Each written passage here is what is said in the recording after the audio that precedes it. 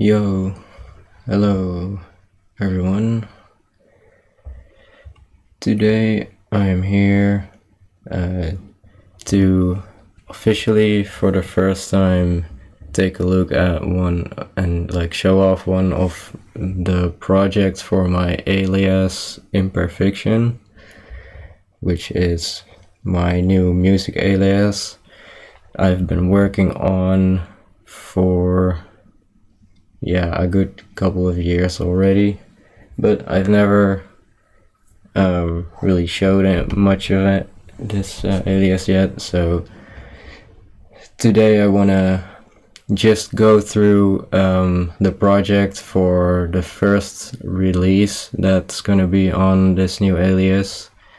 It's a remix for the song called Lost in Thought by ZachPayne, which is a great song. It's one of my favorite songs from way long ago, from 2013, and I made a remix of it.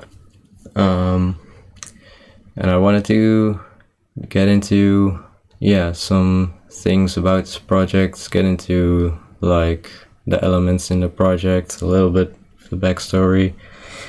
I'm also a bit sick today, so excuse me if I'm coughing a lot. And I wrote down some notes as well for this stream, because there are some things I don't want to forget to go over, but I also don't want to have everything scripted, because I just want to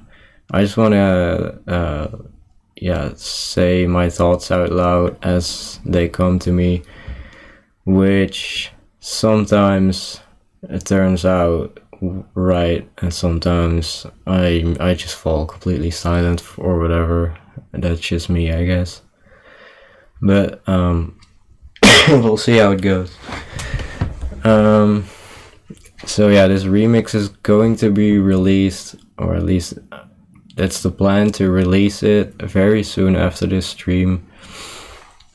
I've spent a long time preparing this, also this stream, but this whole release, because there kept coming up things that just weren't exactly right, and I'm still not 100% sure if everything is right to release it right now, and if I feel okay about everything. But as much as the sound of the remix, I'm pretty sure that's all set in stone at this point. So let's get started. I wanted to start off actually with a little bit of backstory on this remix. I started this in 2019, which is since today is the 1st of January of 2025. So that's quite some years ago. It's 6 years almost. And I basically started making this because I went through some personal events that basically caused I was kind of heartbroken. I wanted to make a remix of one of Zach's songs for a long time, and I thought that was the right time to just start a remix and vent a little bit. So I never made this remix really for listeners in mind, but I made it to just let out what I was feeling at the time, I guess. But I want to start showing some of these older versions, I think, because I don't just want to go over this project. I want to start with yeah, let's start with what I had in 2019. So yeah, these are all my renders here.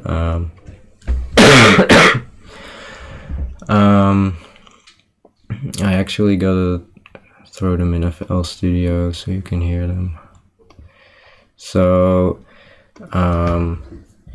here is like the very first version of that I came up with that I ended up scrapping, but I just wanted to listen through it real quick.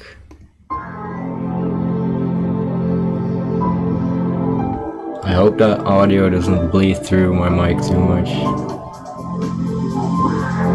Oh fuck. Oh, hold on, this is also playing. That's not right.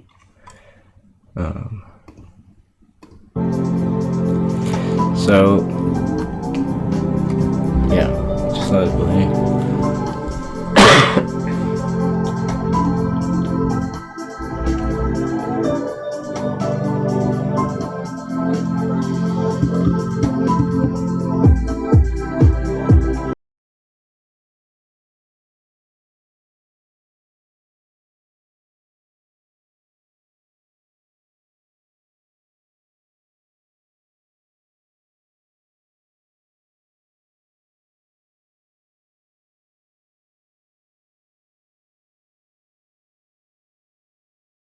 Alright, let me just pause it there. Yeah, so like this first part, I'm pretty sure it starts with the chords of the original and like the piano melody. Although the melody is a little bit different, it's still sort of recognizable. And then at this part it introduces another melody, and that second melody really isn't in the original at all, but that's what I sort of what I came up with, because when I made this remix I didn't go back to listen to the original, but I made it from my memory of the original song, and I know that this melody was just me coming up with something.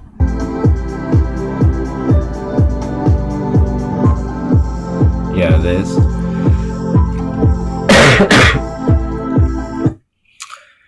But I liked that. Like I didn't exactly want to copy the original melodies anyway. Just wanted to be a little original with it or whatever. But yeah, the rest of this is kind of questionable. Like it's something, but yeah, what's kind of interesting is that this beginning section is very similar to what ended up in the final version. So let me go one. I'm not gonna show all of these, but I just wanted to go, I think, to the last one of 2019. I think it's this one. I am actually going to release this first demo, this one, as well as the final version, but yeah, I just want to, so I'm not going to play through the whole thing. So this was the last version I made in 2019, and after that I like put the whole project down and didn't work on it until 2023. But this version, I think, is the one that I also sent into Zach. No wait, it was Q's Discord server where Zach was also in, and Zach heard this demo back in 2019, I think. Yeah, so the sounds here are a bit quiet, but you can hear the structure is gonna be completely different. The sounds are different.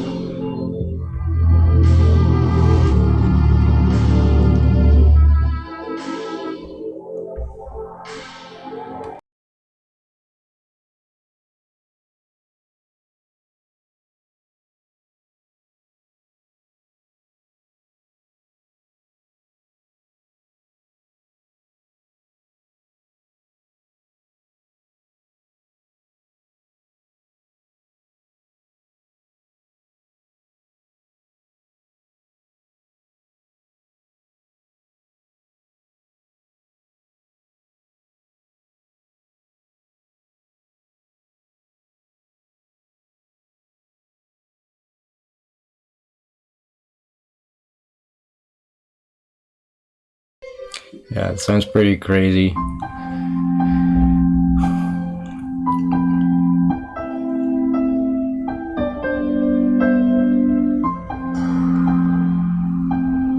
Alright, I'll just play this out.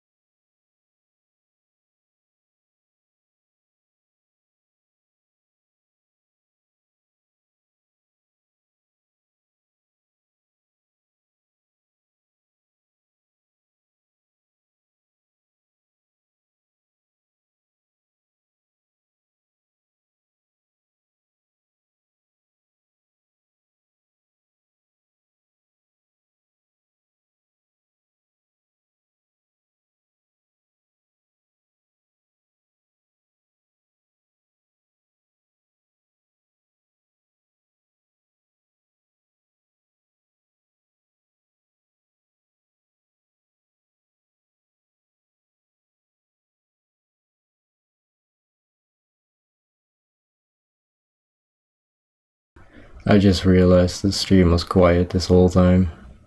Fucking stupid ass OBS setup.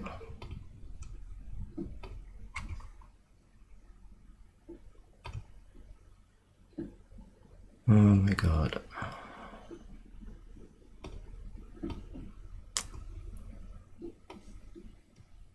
Annoying ass way too big windows. Holy shit. No.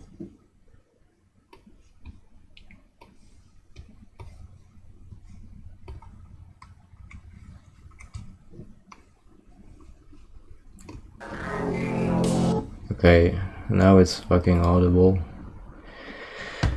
Alright, let's just start over, I guess. So this is the first demo from 2019. That sounds a little bit dancey and kind of goofy, I guess. But yeah, I ended up disliking this version so much that I completely deleted it and started all over, and then I came up with basically what you can hear in this version, and this is like the last version of 2019 before I put it down for a couple of years. So yeah, let's just listen to this one and then do the other one from 2019.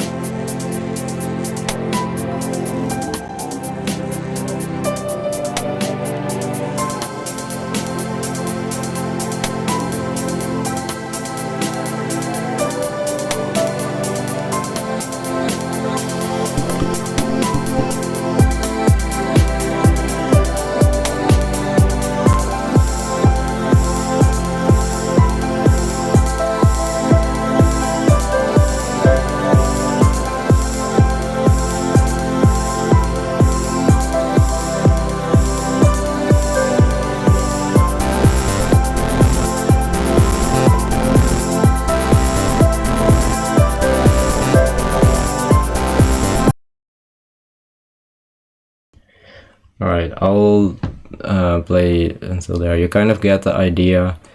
It is kind of a vibe, I guess. It has a nice dense like progression, but that's really just not what I wanted to go for with this remix. And yeah, it gets a little bit weird here as well, but that's just because it's super early version. But yeah, you can listen to this yourself when I put it online. And then I deleted the whole arrangement and made this. And this also sounds pretty goofy, but and like messy, because it's just not refined at all at this point.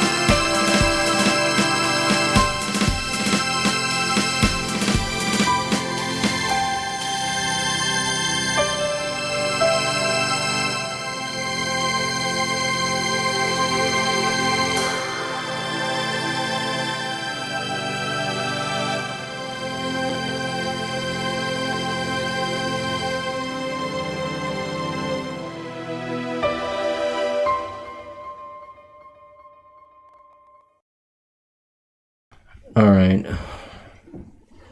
So yeah, that's like it's a pretty decent concept, but it's just so unrefined. But I did like this version a lot more than the first one. But yeah, I don't remember exactly why I didn't continue working on it at the time. I think it was a pretty busy time, I think, and I had came up with some other ideas, and I probably just didn't have the right time to finish it. But yeah, there are a lot of yeah, like it's very experimental, and like the structure is like incoherent or whatever. It's, or what's the right word? It just doesn't have repeating elements. It just goes from one thing to another, to another, to another, to another. But there are some nice things, nice sounding things in there.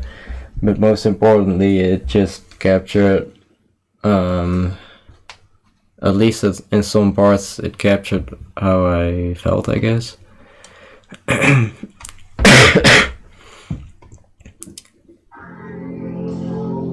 Oh wait, I also want to just go over this version. I'm not sure why these all have the same dates on my computer.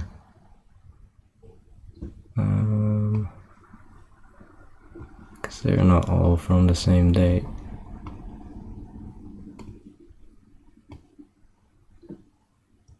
Um,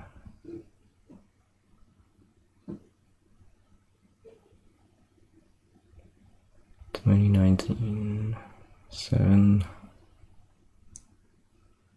I guess this is the actual date right here.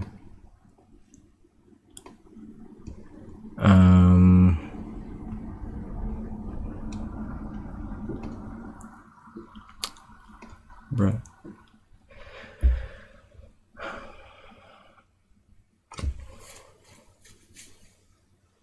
Doesn't really matter, but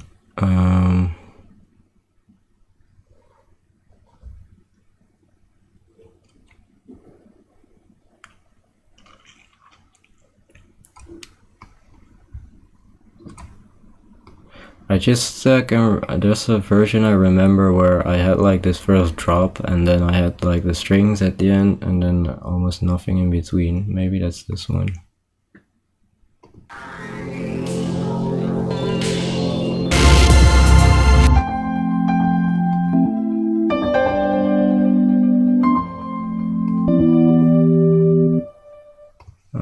No, that's not really what I thought. Anyway, so I had this, and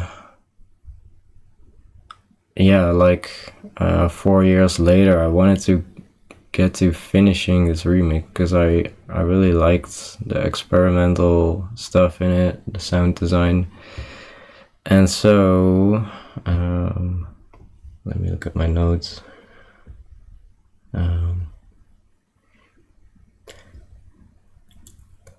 Yeah, so here's the final project. There were some things that, yeah, were like pretty incomplete about that's this version here, because after the like quiet piano part here, yeah, there's some violin, but then there's this part, and this felt really empty and incomplete to me. So I was like, okay, I should probably do something with that, change it or add something. So I was considering maybe adding like a second drop, like this one here, the first drop. But I found that didn't really work. So I was like, well, yeah, but would be good to have a recurring section, right? But that didn't, yeah, it just didn't really sound right or work very well.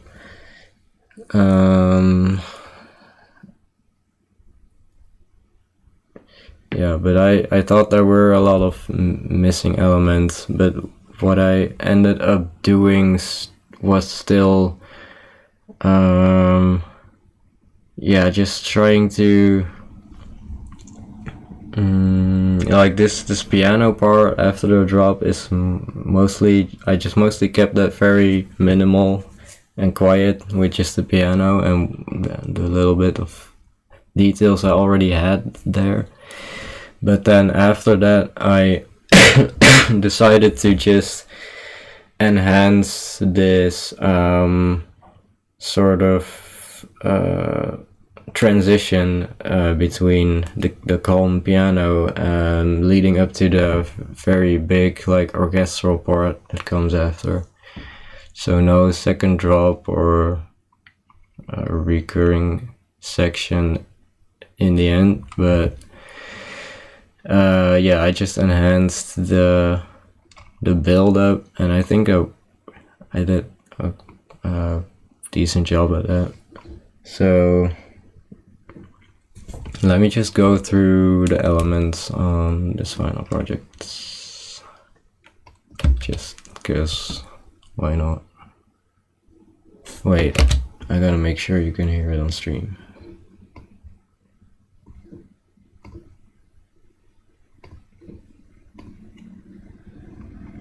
It's in a different FL window, that's why I gotta switch here on OBS.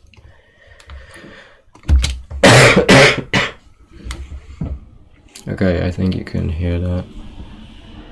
It's kind of quiet. But yeah, for starters, so the song used to start just like on the chords, like that, with the like the strings and the neuro like sound. But I did make a little bit of an intro, like sort of sound design stuff for the like to sort of lead up to that, and I think that sounds pretty cool.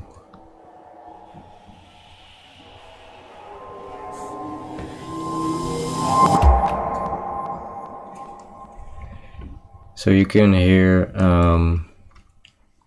yeah, mostly that it's pretty quiet, but there's this neuro part, or at least I call it neuro because I don't really know if what it is officially called or whatever, but this weird moving synth.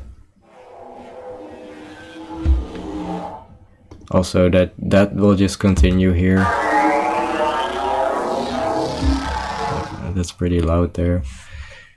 And then there is a piano that's sort of reversed, and that I don't think that jumps into the melody right away, but it does sort of give you a little hint on what like on the start of the melody. And then this is, I think, a piano chord that's reversed.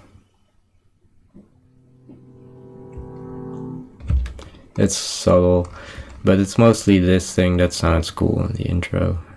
And then there's also, what is this?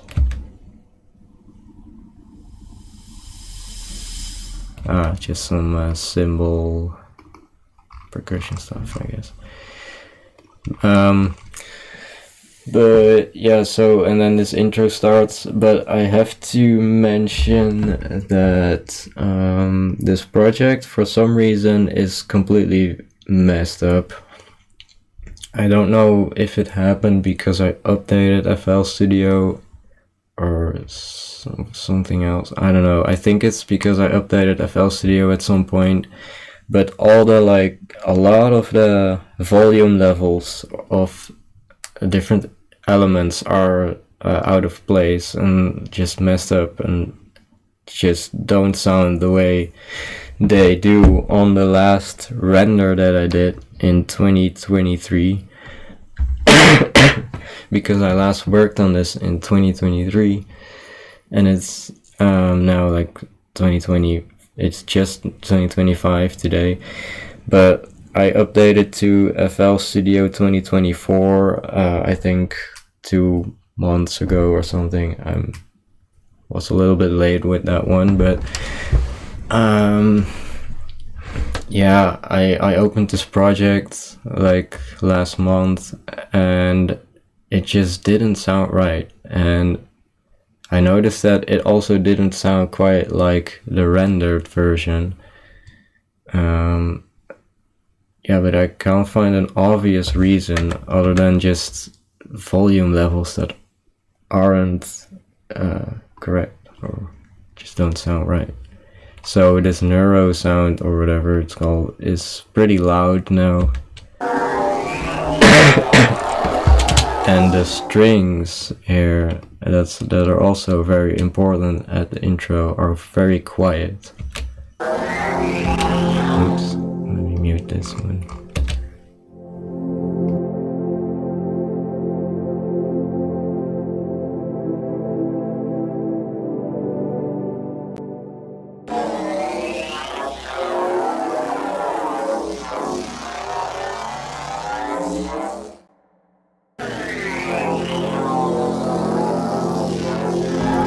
Yeah, just mute. I'm trying to mute my mic when I'm playing stuff, but it's very tedious. But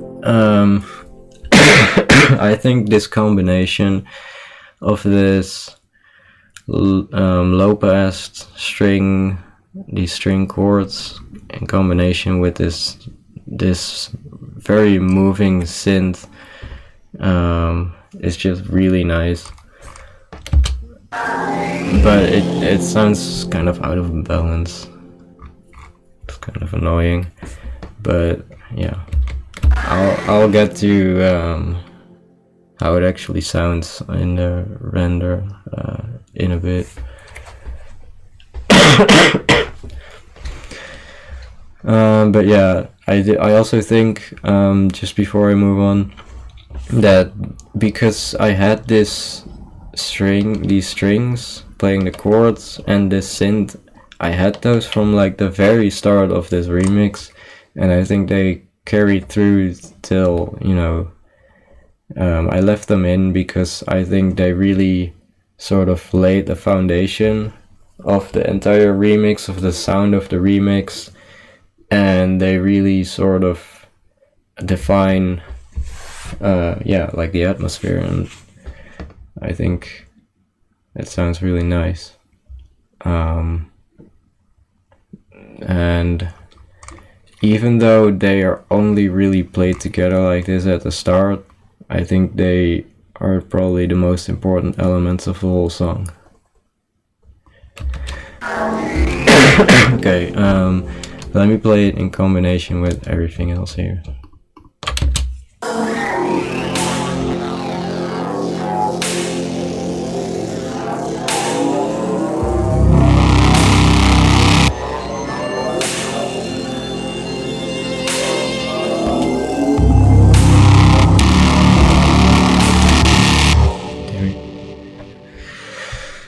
So we have a couple of other elements introduced pretty soon. Most noticeably this bass here.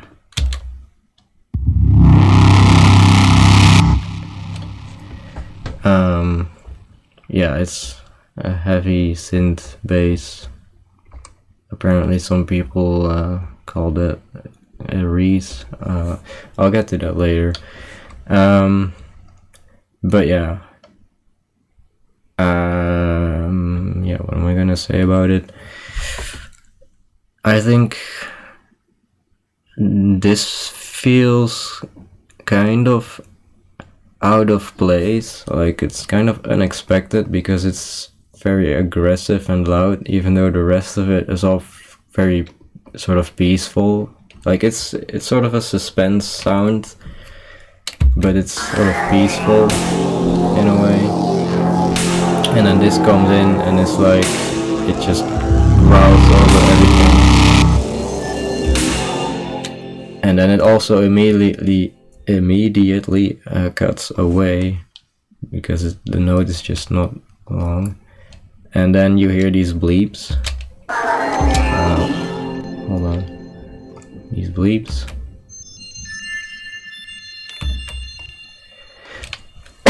They're pretty quiet, but I wanted them to be quiet.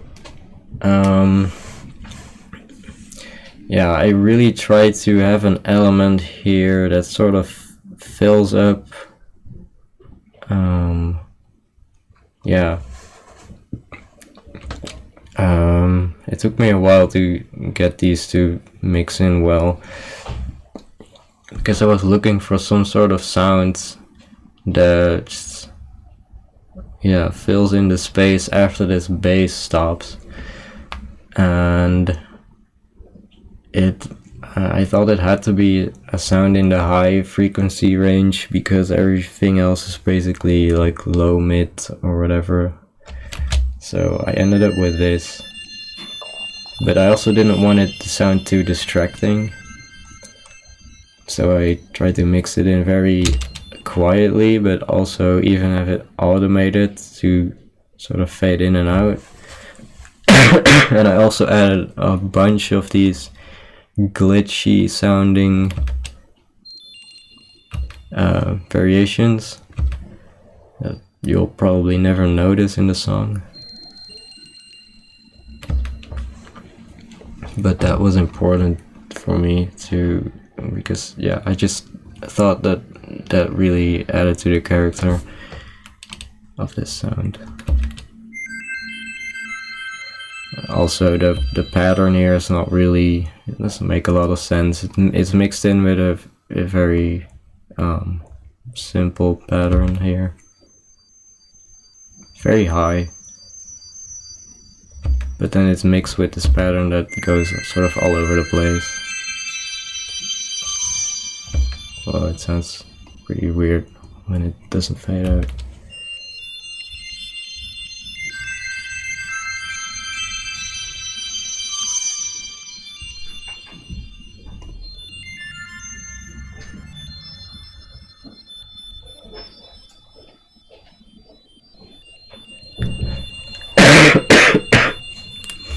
Okay, and then we have the violin, which has volume automation to make it sound a little more realistic. It's not a real violin, unfortunately.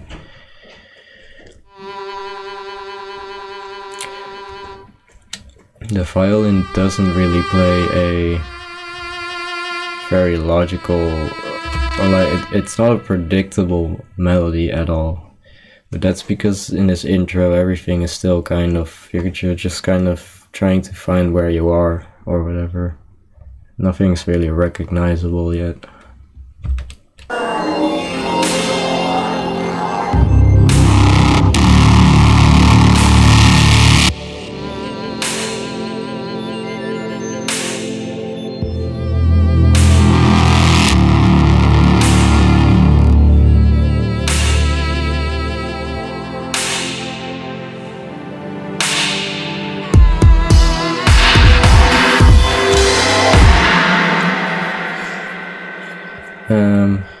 And obviously there's also the snare that's building up here with a high pass filter. Also adding to the suspense, because it goes on the entire time. It's just sort of there, and then as you get closer to the drop, it gets more of the lower frequencies.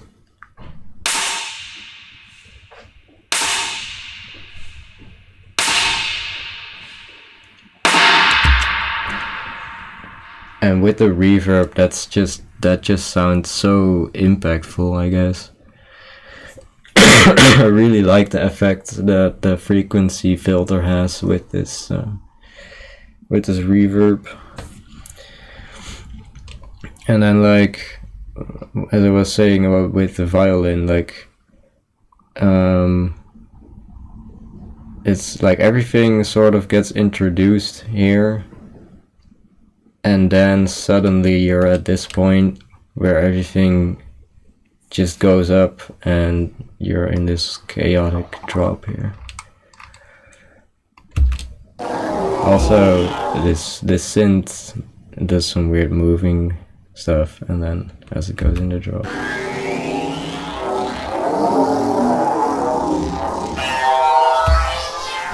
Ew. That sounds pretty gross. It's not very good. I don't even really know what this does. Some sort of automation. Anyway, the strings go up here. Also, the strings get their high frequencies also here.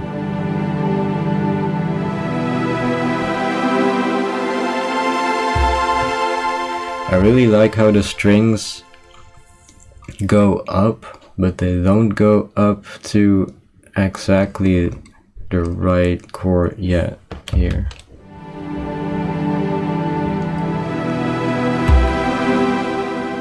They're like on this E here, and then this G.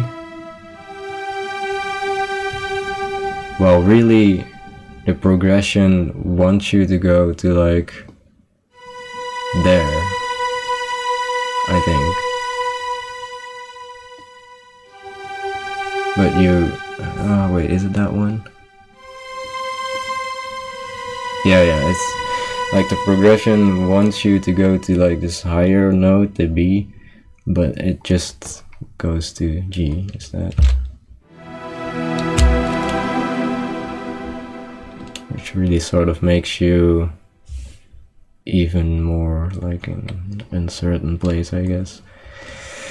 And then you just get the whole progression here.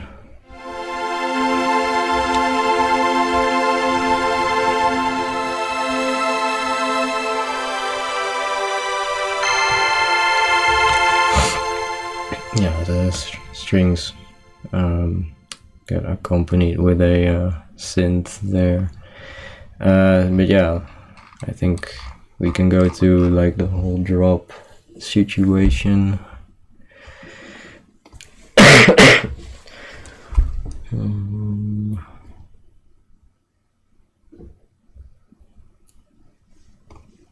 I'm just checking my notes. Wait, hold on.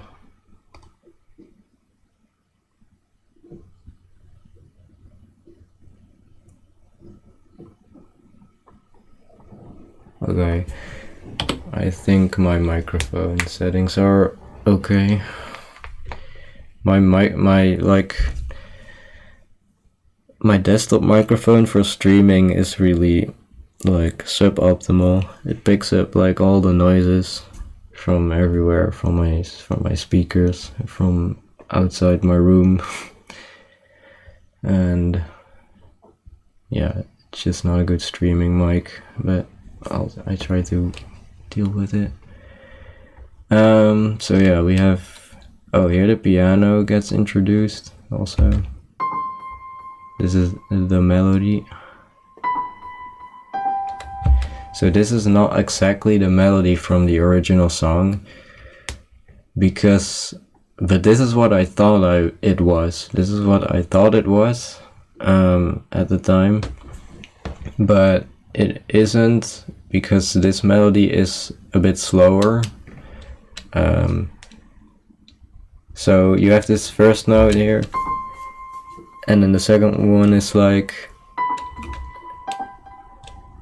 that delay between the second and the third note is longer here, because on the original it's like, wait, can I play this? What the fuck? Oh, that's not good. My MIDI keyboard was playing on the wrong window.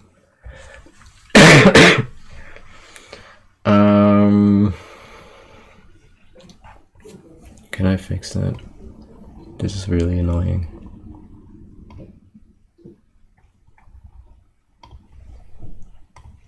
Let me see if I can disable the keyboard here.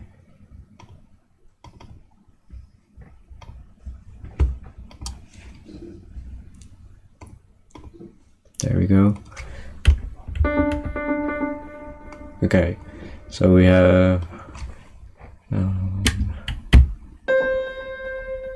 okay, whatever, that's an octave lower, but there. So the original, so my melody is like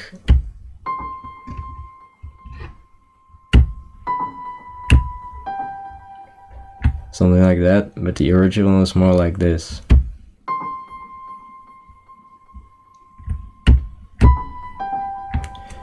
Like a bit faster to go from the second to the third note, which kind of changes the dynamic, I guess.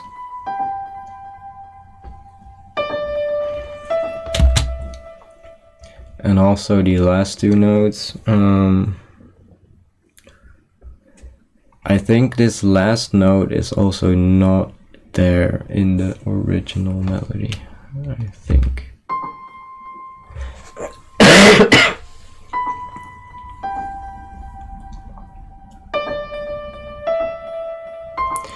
But I think it sounds, it's, that is, I think, kind of accurate.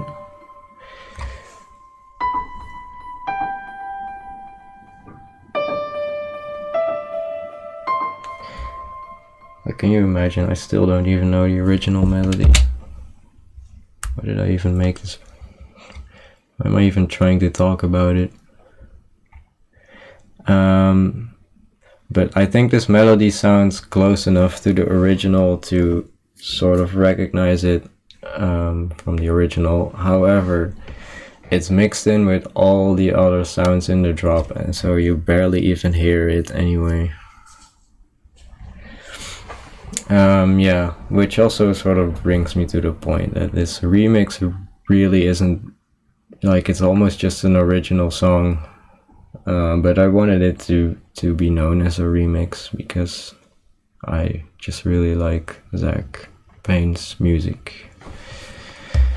I want to give a shout out to him, I guess. Yeah, we got this synth here. It's kind of like an organ, sort of. Oh yeah, it is. It's not a, yeah, okay. It's this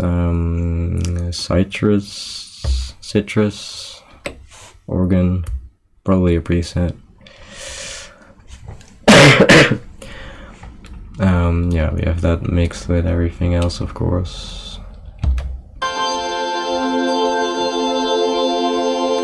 Wait.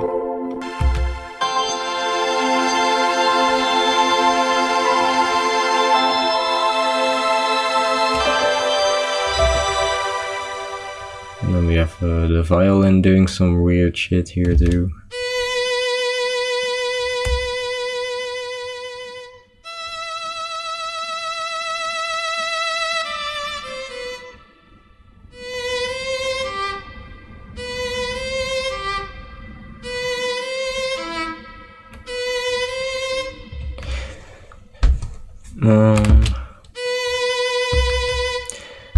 This sounds super random here, but it sort of comes back later. Like these sort of arpeggio-ish notes already sort of come back here, but like the other way around. Oh wait, not the other way. It's the same thing. And here they sort of come back.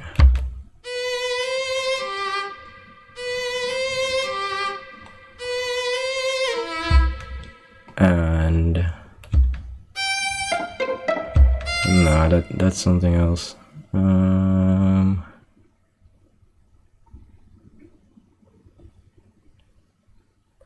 trying to think of.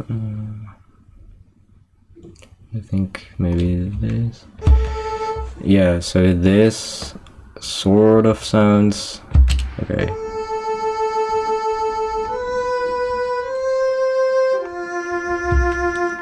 So that sort of sounds a little bit like this, I guess. But yeah, there's also the cello over here. The cello. No, that's not a cello. There's the cello.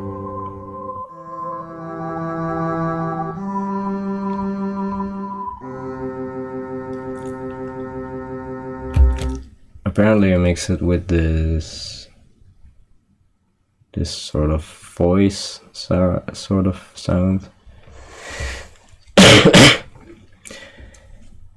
Just a random idea I came up with at some point to add this sound. So there's a lot of orchestral elements like mixed throughout here, but everything together you don't notice it that much because the loudest parts are all like synths.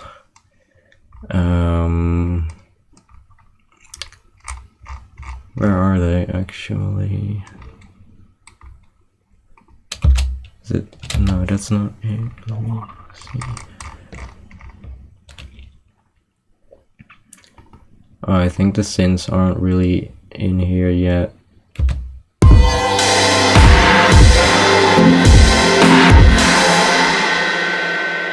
Yeah, so there's these crazy drums as well. The snare, of course, already sort of went over that. It's a super loud sounding snare with the reverb. The kick is pretty loud and big as well. And then there is these crazy loud cymbals also.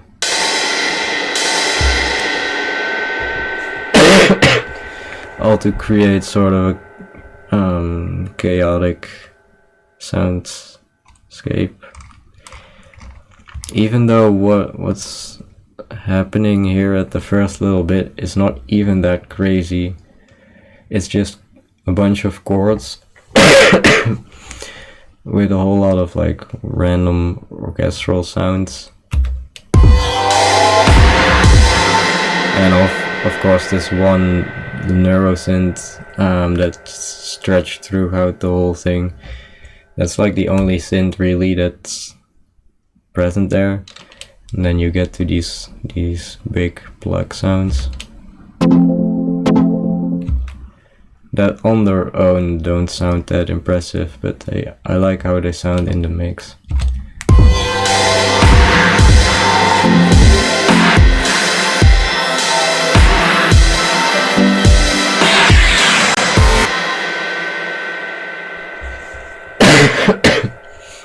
And then we so we have this first little bit that's not too crazy, but since this drop is kind of super crazy as a whole, it's okay that the first part is not the craziest part. So you get these plugs here, more of these plugs, I already played them.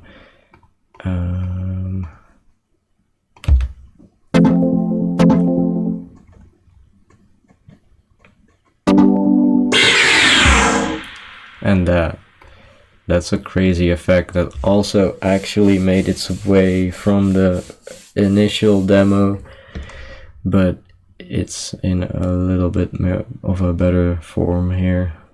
It's a harmless instance. I think this was I think I made this from like randomizing harmless a couple times, but it's like super long ago. Oh shit, that's really loud. Yeah, it makes crazy noises just by playing one note.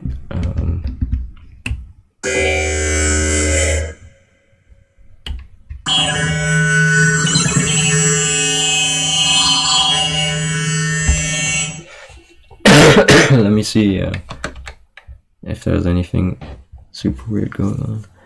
Oh yeah, I guess the processing, like the effects, post-processing effects are kind of crazy as well. Yeah, this effect's probably causing some of that movement. There's like a flangus compressor, wave shaper, frequency shifter actually as well. I guess I was really trying to make this pretty crazy sound design thing, and it worked, but can I just do without the effects? Whoa. So even without the effects, it's still pretty crazy, and I honestly don't even know how I made this. Probably some, like, I don't know if it was randomized or if I just turned random knobs until it sounded like something. But anyway, that's a sound that made a long way. I really love how it sounds in this mix, adds to the craziness and stuff. Yeah, and then we get to these crazy loud chords. Yeah, that's really loud. It's a stack of 2 synths. What's this called again? Firebird. Yeah, I like that one. It's a free synth. And another one apparently.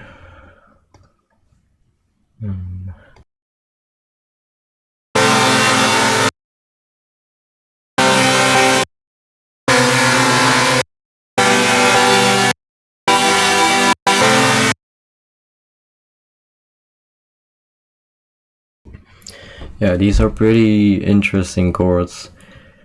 I try to make them sound very like unusual in what they're playing, even though they are like the main element. I wanted them to sound like you don't even really know what you're hearing. Like it's just sort of a super sol really, but they play interesting chords.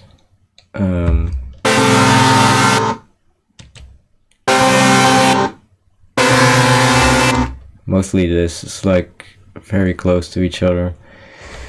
Not something the average pianist would just do, I guess. And then we get to, oh yeah, also we get a sub.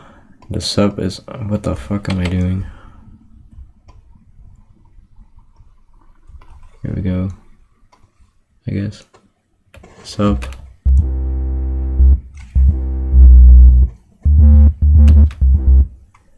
Also a little bit of a weird pattern there, but the sub just gets introduced there.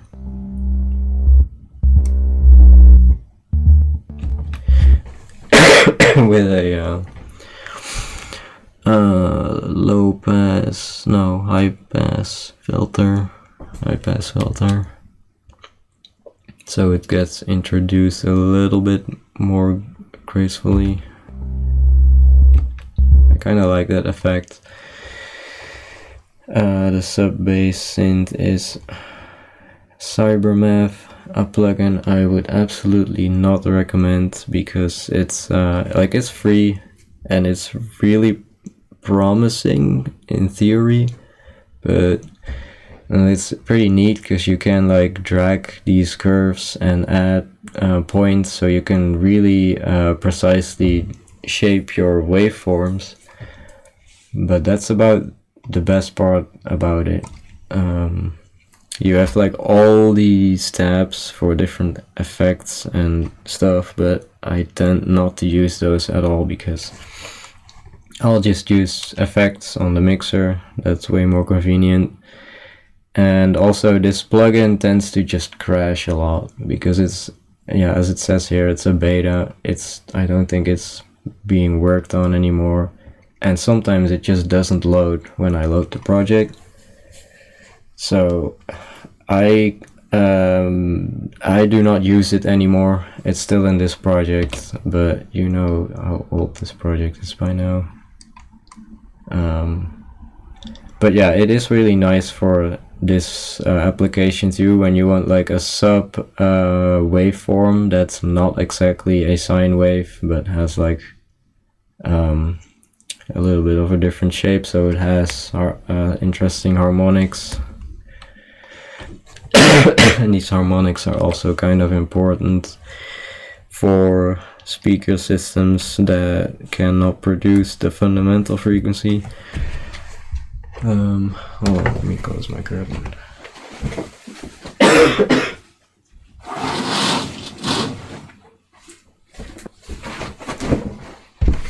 Alright.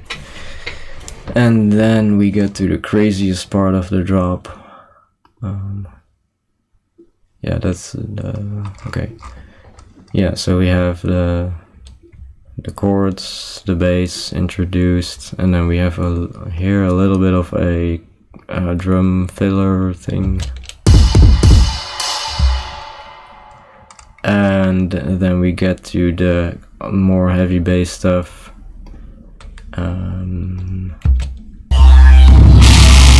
Hold on, we don't need this. Let me mute my mic.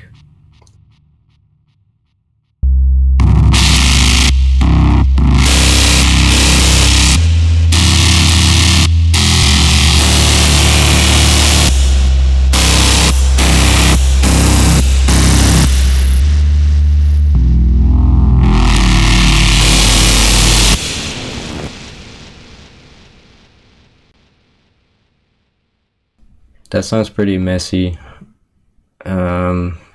It's not the best sound design ever, because yeah, it's a bit messy in the high end, but I wanted it to sound very full. I wanted it to sound very full and like chaotic and loud and angry and whatever. And that it does, so I'm fine with it. What is this? Piano. Oh, that's like a little subtlety I added to these heavy basses that sort of do the same thing.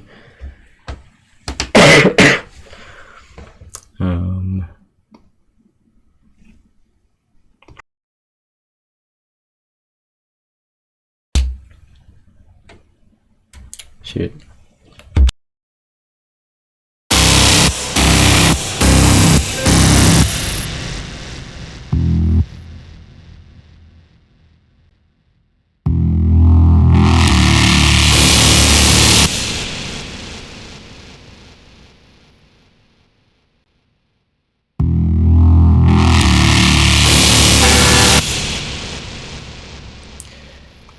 Alright.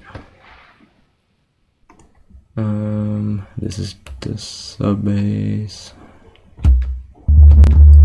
Yeah.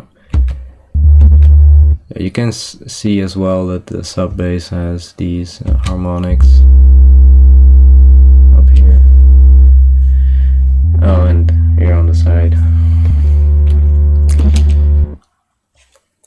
I don't think back then when I made the sub I realized that these harmonics are important for like playing on smaller stereos or whatever. And I also don't think the harmonics really add much of that, but yeah, I just did it to try and create a little bit more of an original sub, I guess. Anyway, it has a practical use apparently, and yeah, but maybe not really. I don't know. We have a little bit of the block here. Okay, let me just see if I missed anything. What is this?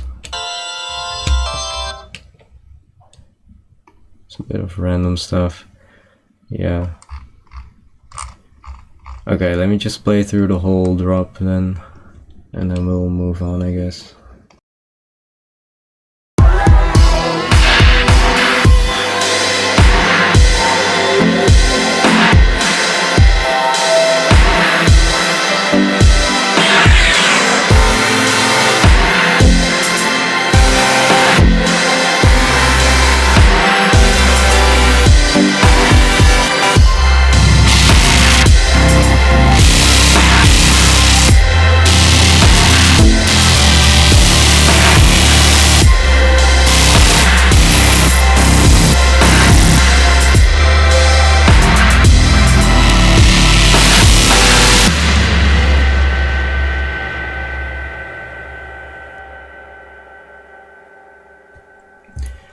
I love how these cymbals just keep on sort of resonating out. They're so loud. I really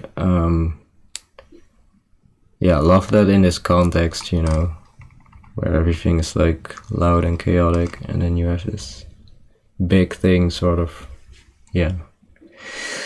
Let me just go over what, yeah, okay. One actually more thing I want to just mention real quick is that the start of this drop has no sub bass. Well, actually up until there, and that is intentional. Yeah, it is introduced here. I don't remember exactly why I decided to do it like that. Mostly, I guess, just to go with the whole experimental theme of the song. Just basically almost nothing here is like conventional, and that's kind of what I was trying to do. Just I don't really know why, that's just what I came up with, but also what I wanted to come up with in how I was feeling, and yeah, what I wanted to go for. And then after this drop here, when everything sort of sounds just, yeah, drops down here because it like gets quiet. There are also some interesting things.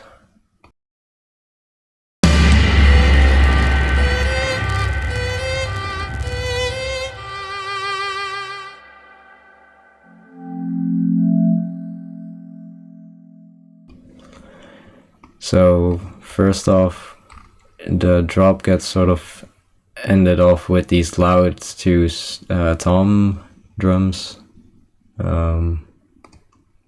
I think they are modified toms with lots of reverb. I love that in these contexts as well.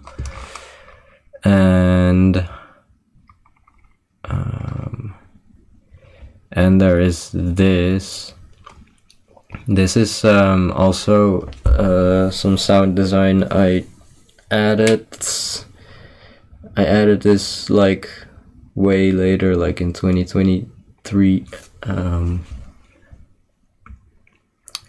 Yeah, just to have some sort of that weird experimental sound design sort of carry through out of the drop, and that I did that with a new synth and playing essentially this.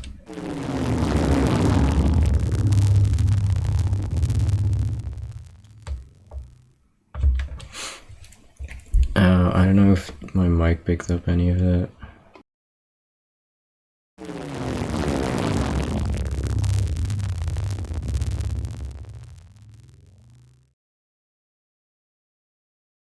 Alright.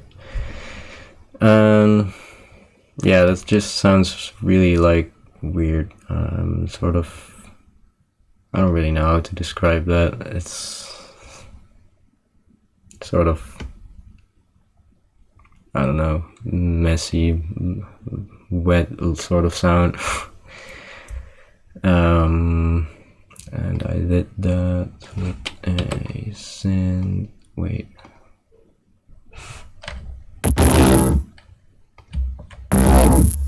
What the hell? That does not sound the way it should.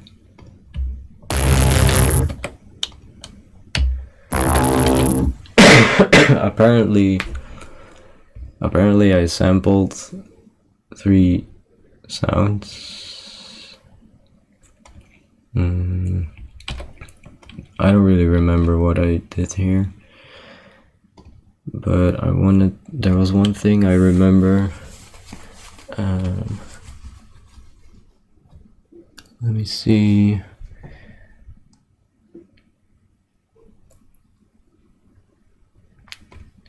Oh yeah. This plugin here is actually, I think, what caused the whole like wobbliness of the sound that I really liked. No, wait.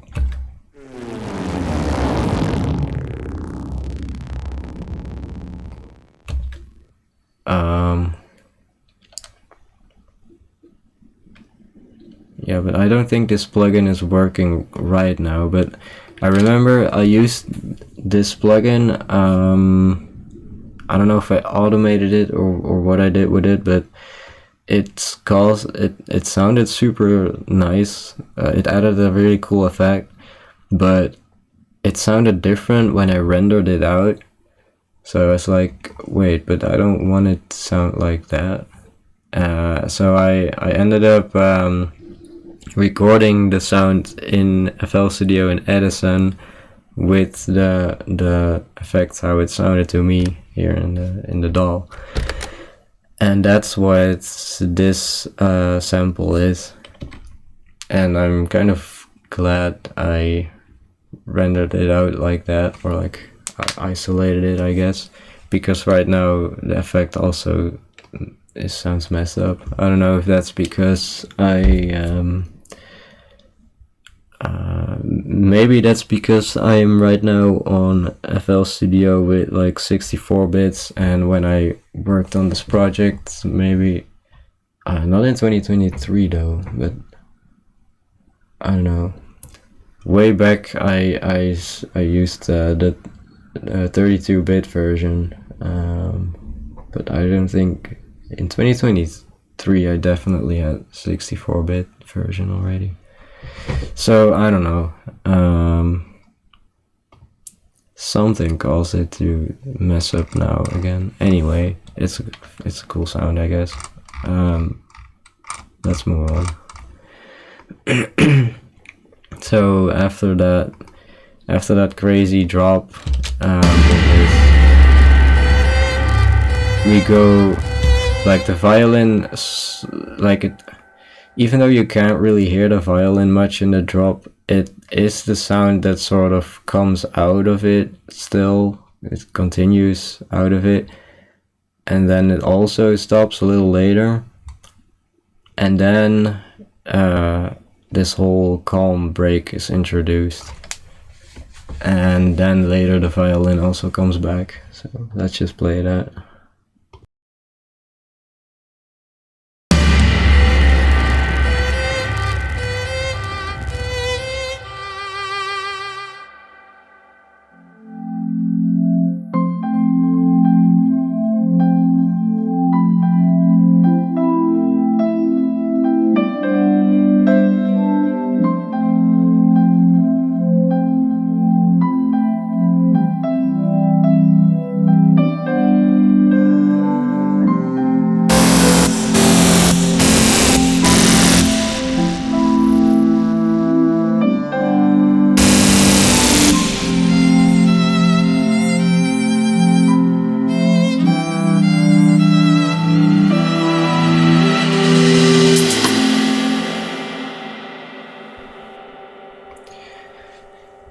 I really like this part, especially these chords, the synth that play these chords. It's just such a calm sound. It also looks really cool in the visualizer on the right.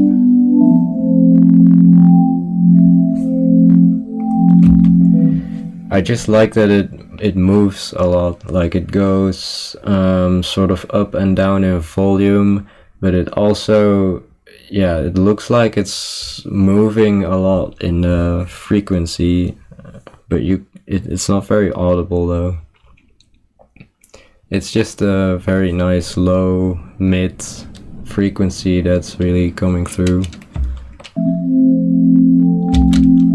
And it's also in mono, which is a big contrast to the drop, which is very wide in stereo. Even though that I don't think that was really intentional even. I think this synth just happened to be mono, and a lot of the sounds in the drop just happened to be stereo. But it's... oh, that's Harmor? The hell? I guess I just used a preset then. I don't remember. Anyway. But yeah, the what was I saying? The contrast between lots of stereo and then mono is very I guess it makes sense even though it wasn't intentional. And then you have the piano also introduced there, but it's the piano here is playing something that is not in the original song either, but it's something I came up with and I just wanted to keep in there because I liked it, I guess. I did in the beginning I think I just drew these notes in the piano roll, but then later I recorded them on my keyboard, and it's kind of sloppy playing, but I really I didn't do a lot of retakes to get it to be played better, because when you get out of this whole craziness and then end up in this sort of quiet, calm place, it sort of makes sense that not everything is perfect immediately. You just hear the little bit of imperfections in timing, and yeah, but overall it's still nice and calm and sort of gently played, but it's still kind of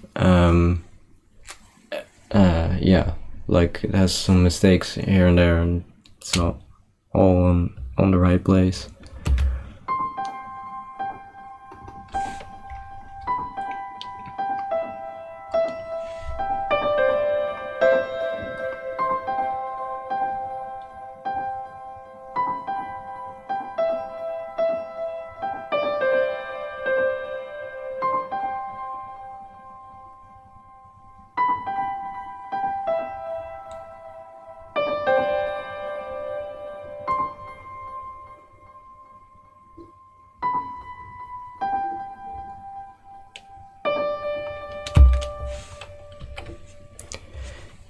Yeah, the ending there does really tie back to the main melody of the song.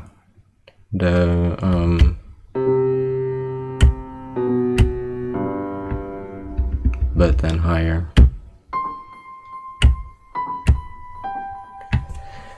And that's pretty cool. These are disabled.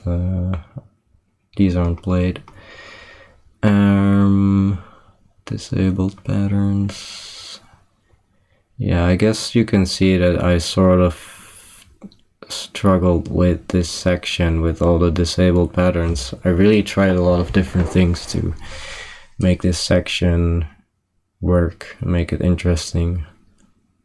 But apparently I ended up keeping it really simple with just piano and these chords.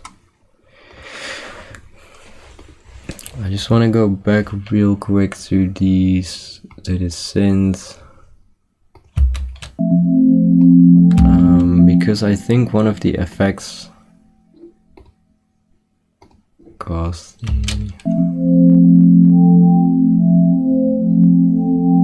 I did put a limiter on there to make it not cause too loud resonance, resonation, I don't know.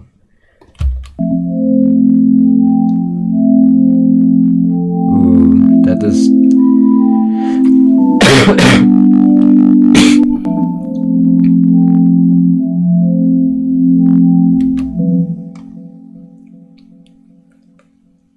I think I used this spectral gate plugin to cut out some of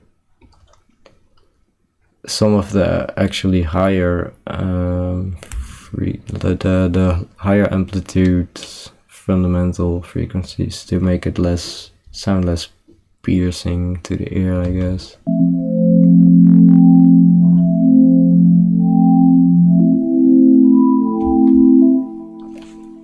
I don't know, I just really like the harmony notes that gets added as the chords are pressed in, you know.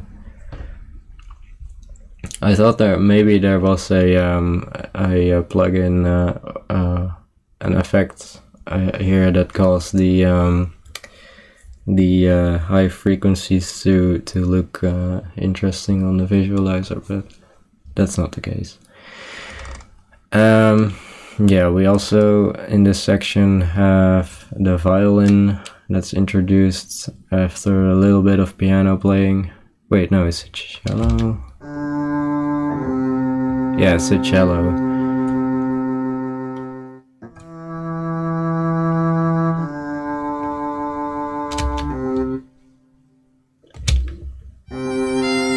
And then we have the violin.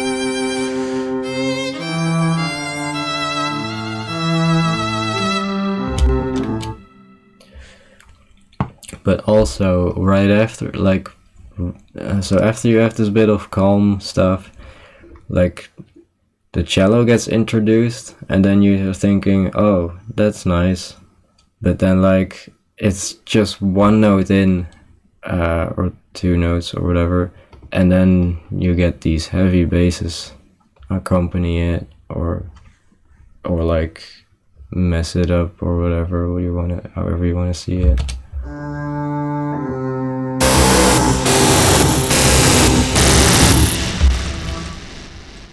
But no, wait, is it one or two synths?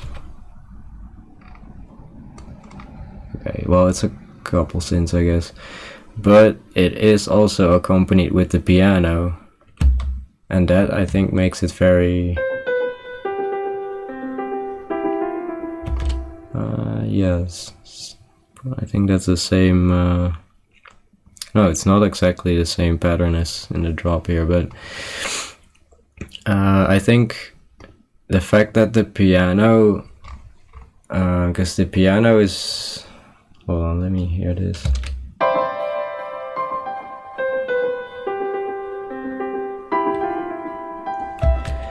This little bit of piano melody here, well, for one, it fits in really nicely with how the piano that was playing sort of has a gap in the melody here, so yeah,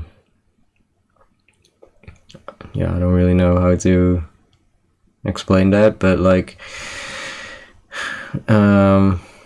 when like the piano is sort of done-ish here, it goes into this melody that ties back to this little bit in the drop here, and then to remind the listener, I guess, it's played with the actual synths from the drop, and I think that's like a really crazy move here in the song.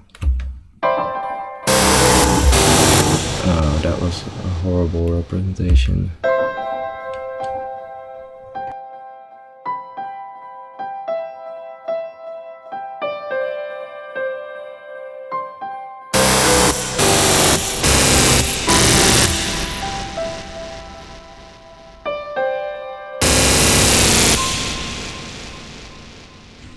I think that's a really nice way of combining a sort of calm orchestral sort of symphonic bit of content with crazy loud chaotic synths in a drop. I don't know, I have no idea how to really explain that, but it's like symphonic elements with yeah, just some experimental angry noise.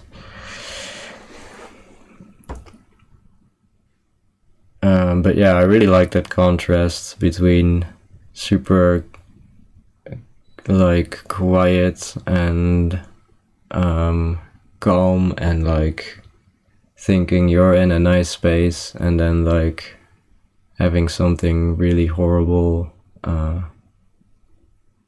sounding sort of invade that or whatever, and like sort of shatter the idea that the listener has about it being nice.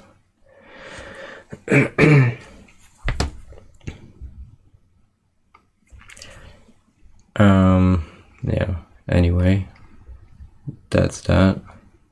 In the song, it's probably just a jump scare to most people and nothing else. Alright, let's move on. So here where the violin sort of comes in here,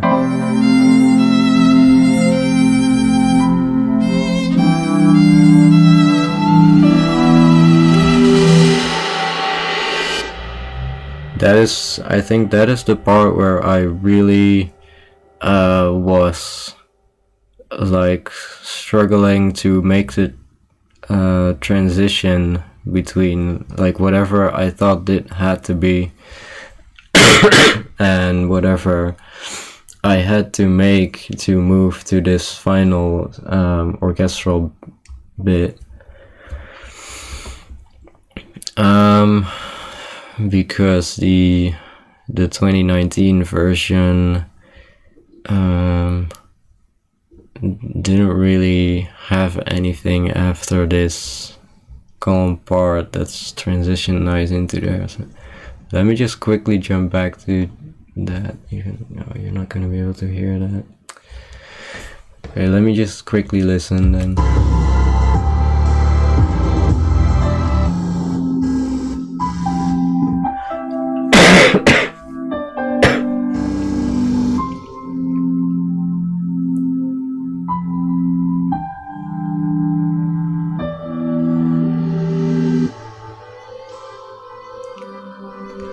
Yeah, so you just have after these heavy synths interrupt here, there was almost nothing. There was just the piano like finishing its melody, and then it went into this like sort of awkward sounding violin just repeating something.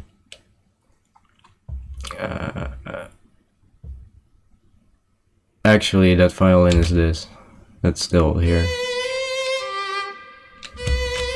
But it's much slower and much more refined, and the things I added to that really make it feel like a proper build-up and transition, I think. So let's give this whole thing a listen. There's like a lot of elements here that I added at that time, like in 2023 when I sort of revived this and finished this. So let's listen to it.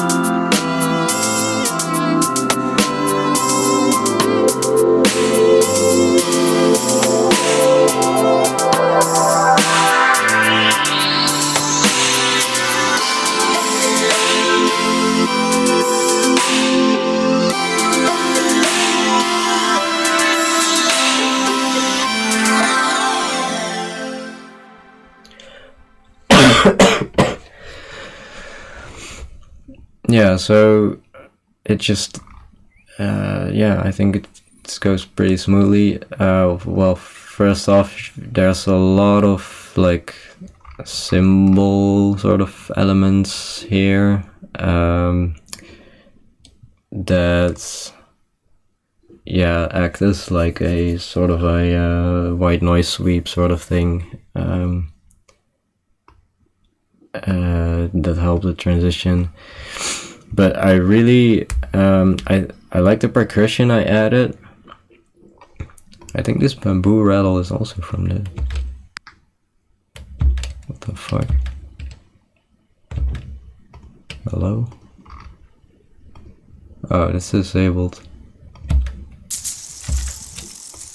Okay, never mind, that's not what I thought it was. I added a pad here that has this frequency, yeah, I don't know, it has this filter, and the effect of that filter moving is like, it creates a really nice effect. I don't remember what filter it is exactly, but it is one that has like a really nice sweep, with lots of depth, that brings out lots of depth in the sound, I guess. And I really like that. I don't know. Oh, it's also...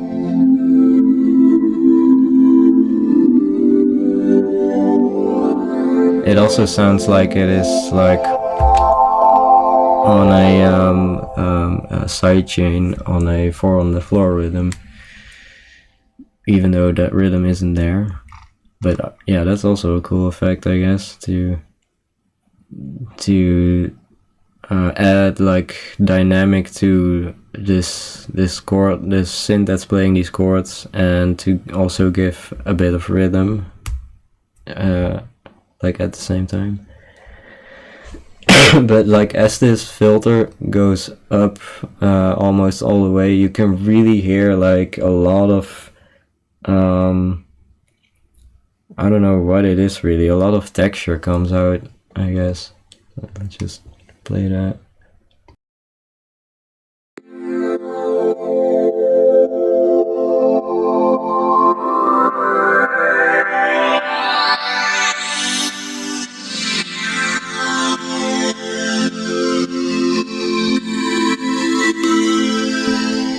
Actually, from what I can hear,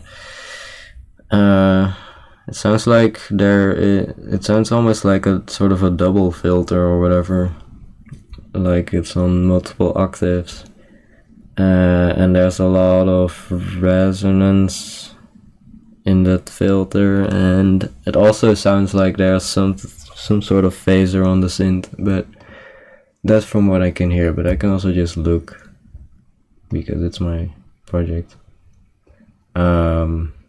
Okay, apparently I used this synth called the Q. I remember getting this synth. It's also free, and it's, I don't know. I think this is a preset, and I just automated some things. But I don't really like this synth I don't like making patches with this synth or whatever, so I don't think I used this synth in any other project of mine. That's why I'm kind of surprised it's here. Let me just see which parameters move as I play this.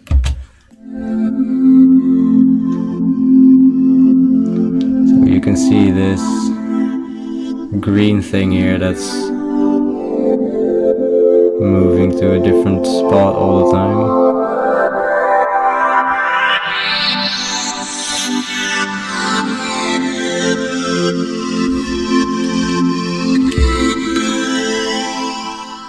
But other than that, I don't see anything moving. Anyway, I don't really know. I can look on the mixer, but yeah, here's a gross beat for the rhythm. Some EQ. Oh, this is probably what I automated, actually. custom low pass. I have no idea what's going on here. A stereo shaper?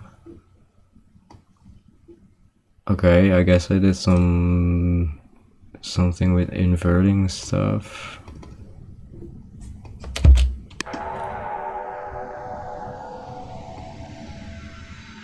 What the fuck is... Oh, that's the wrong thing.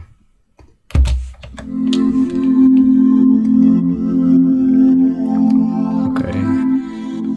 So it's on the... Oh, that's why it's... Yeah, it has a lot of resonance. Ooh.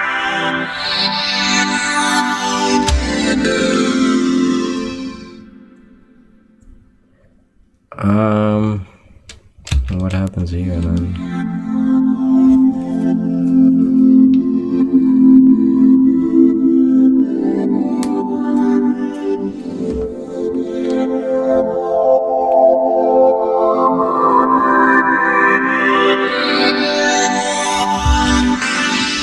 Oh, okay, I guess it's just a...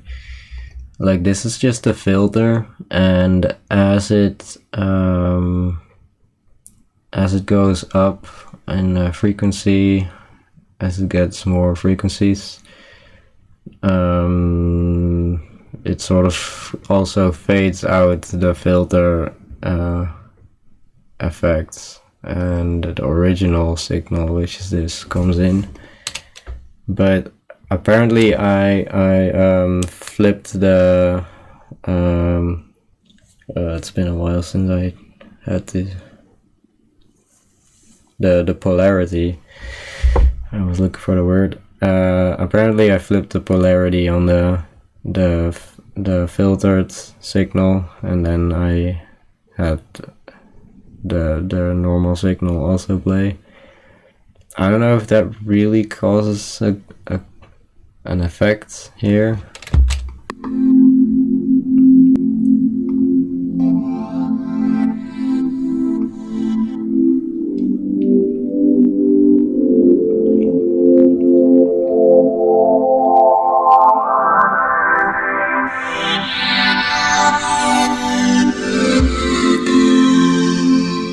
I don't know, it probably does something, but I don't know. It's been too long. And okay, what do we have here?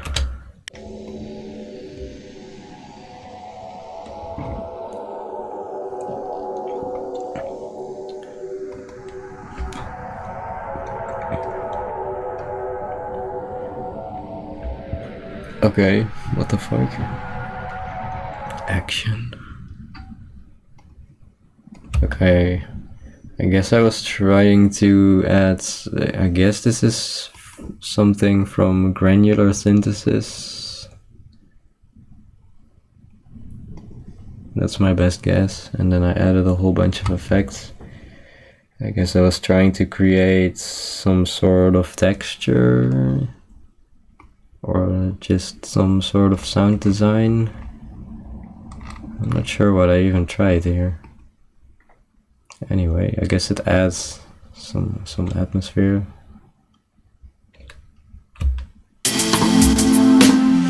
Alright, and then the percussion and drums and all that. We have the same snare, I think. Yep, that snare. That snare also has the low pass, no, high pass. Fuck, I keep messing that up. The high pass filter again.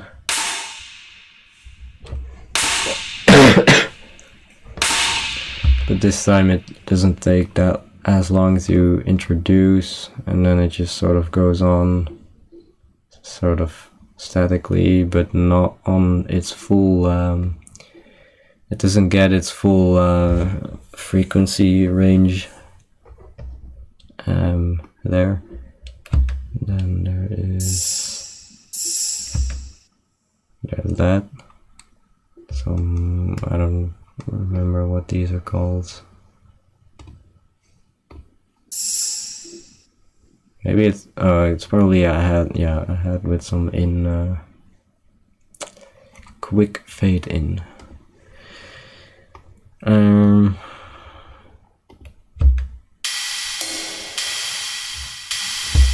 Yeah, just some more hats. What is this? Okay, the same thing. I don't know why that's there. And what is this? Oh, this might be a pattern from the initial demo. Wow, that's actually sick that I used that. Just hold on, let me have a quick listen here. Oh yeah, this.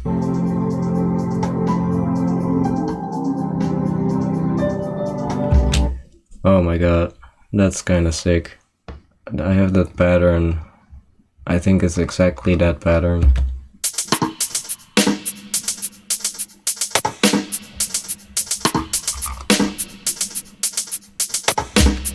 Oh, I love these two sounds that sort of change up on, that sort of variate. How do you say that? That sort of iterate. No, what's the fucking word?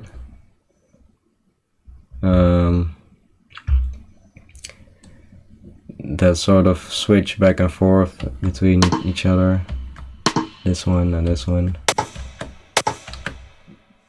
And with the snare.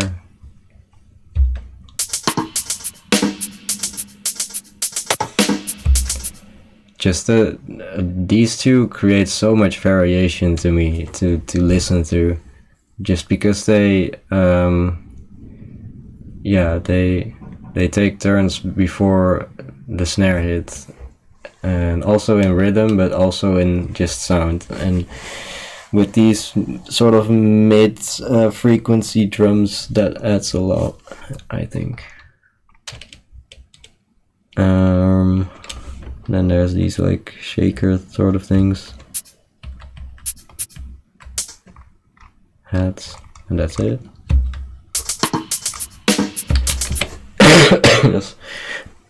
There's a lot of groove in that pattern. Yeah, we already went over the violin. It's actually, there's one thing I wanna look at here, and that is there's quite a lot of detail that I put in this, like really in all the violin and cello patterns, but especially here.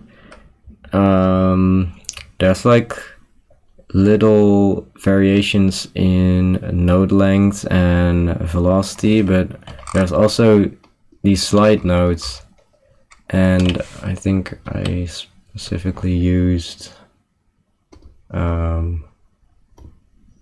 Sound Fonts Player, because that supports slide notes, and a lot of other sound font playing synths don't. But these slide notes really make this pattern come to life with like the little detail it adds. Also with changes in velocity, like you can see here, that are on the slide notes. So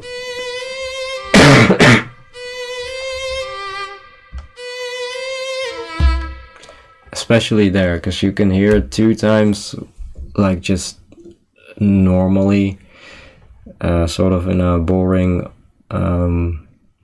fake violin pattern playing, and then the slide note really makes it that sort of grabs your attention, and that's like, oh wait, that was a pretty interesting variation, like it's really audible, and that really makes you think like, wait, was that like a is it like an actual violin? Maybe that's what you think. I don't know.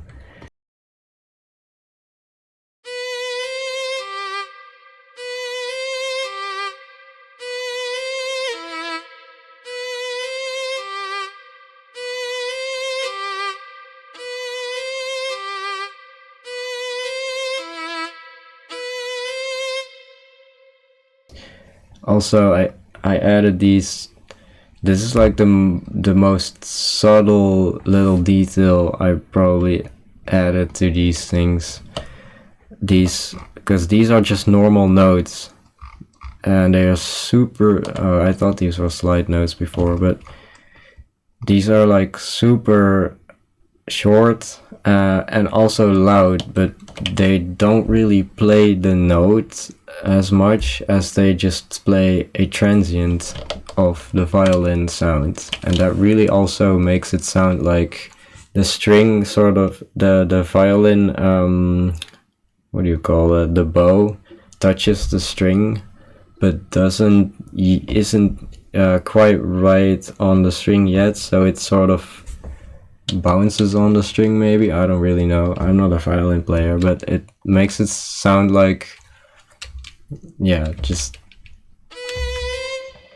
like the violin is sort of being touched rather than immediately it's on the note.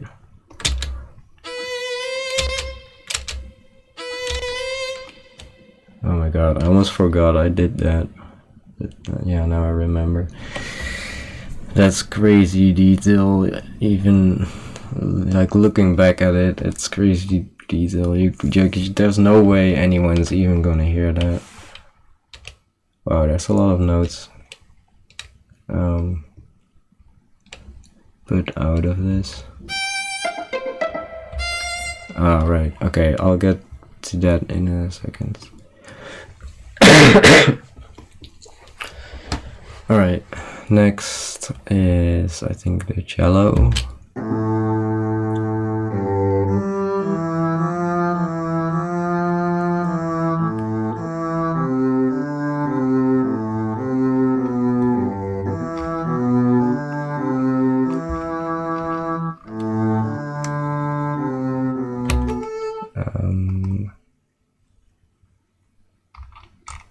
This is a confusing pattern in terms of what I'm looking at, not really what I'm hearing. So what I notice here right away is that I probably had a much harder time making this cello sound realistic, because it's every note does kind of sound like it's coming in at the same pace and the same sort of curves. So it's much more noticeable that this is not a real cello compared to the violin, even though I did add these subtle additions, like these transient notes like these. And you can hear that it's like this it has like a little bit of sound before it gets on the note.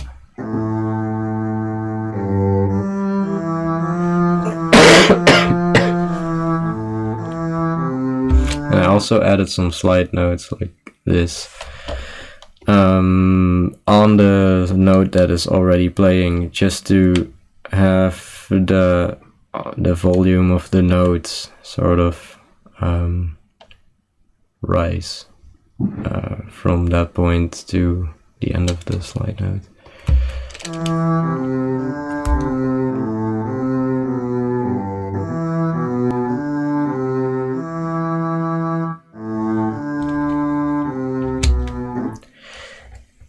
Also added a bit of a longer note here, longer. That's like, this note's a little too long actually, but I guess I did that to make it sound a little more natural or whatever.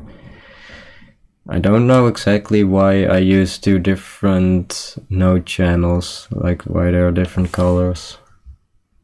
Maybe that's because I sort of mashed two melodies together and I wanted to distinguish the old melody and the new melody or whatever. Choir, is that in there? Yeah.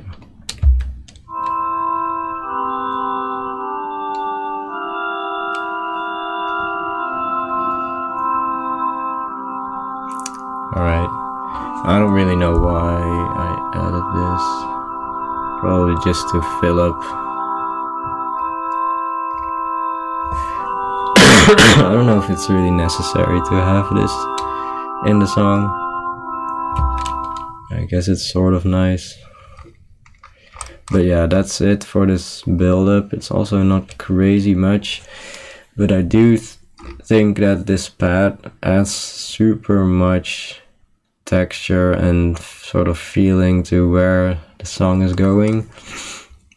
And then the cello here plays a very, so it plays basically the main melody here, and really sort of helps build up to what comes after. And then the violin is just sort of chilling, but it's very it's like playing a very like if you remove the violin, you would really miss something, I think. Oh, and also the piano here comes back in.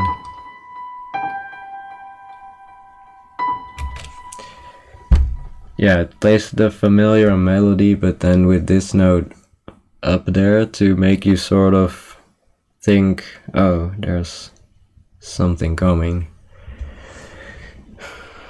Yo, what's up, Ludwig?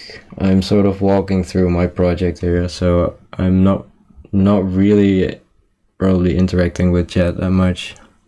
I'm just sort of walking through my own project for yeah, sort of to maybe use this as a file later. Anyway, feel free to chat though.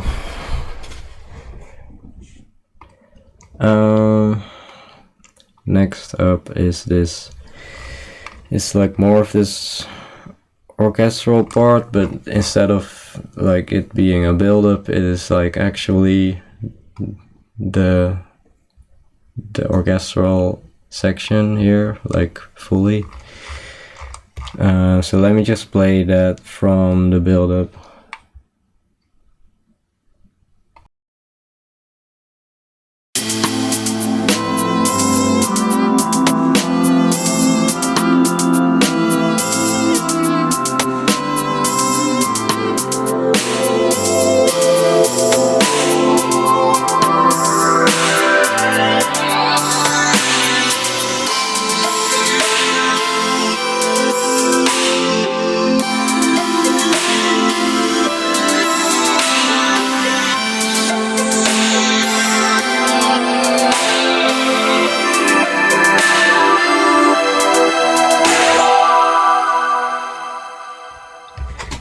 Okay, I have to say first off that it's really obvious that to me that these volume levels are all over the place. Like this does not sound well balanced at all.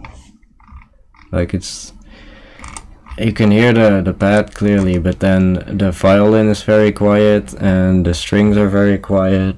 And yeah, it's just not a good look, to be honest. But yeah, let's just go over these elements here, I guess.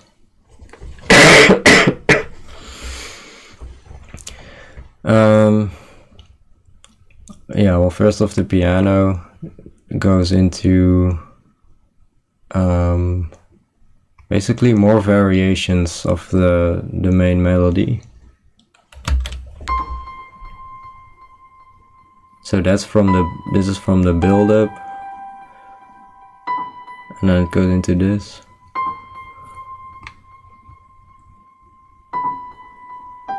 This is like the main melody. And then this is like the variation. Oh. So this variation, I think this might be the only place in the song where this happens, that it goes even lower here, but I think I don't remember exactly, but it might be that the original song also goes this low, but like more often. Oops.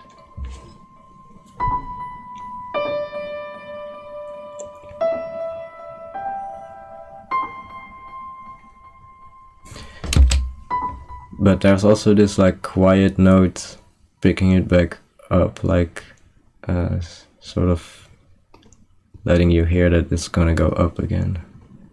I do like that, a little addition, I guess.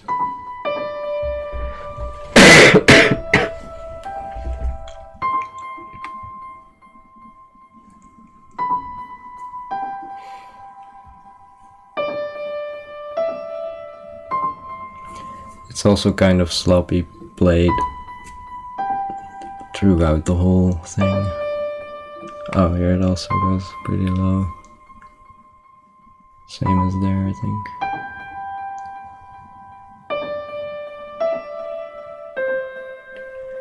Yeah, and here's like a super, in my opinion, super nice like way to resolve the whole melody. And that is also the last bit that it plays up until the very end, where it plays like two sort of, at the very end it plays two notes to sort of send off the song. But here, to like end the loop of the melody, I think these notes are a super nice way to do that here.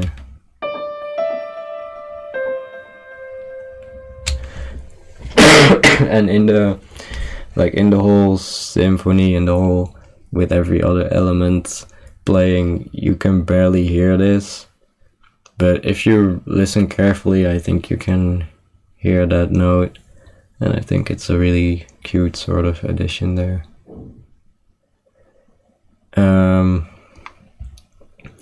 Ooh, and then the violin starts to do something interesting here, because it introduces the plucked violin, but I think I did that pretty well, because it's mixed with normal violin notes. So you've got the one normal note, and then mixed with 3 plucked notes, and then it goes back to the bowed notes. And I really love that change up and that variation, where it's sort of keeps switching. So let's play that.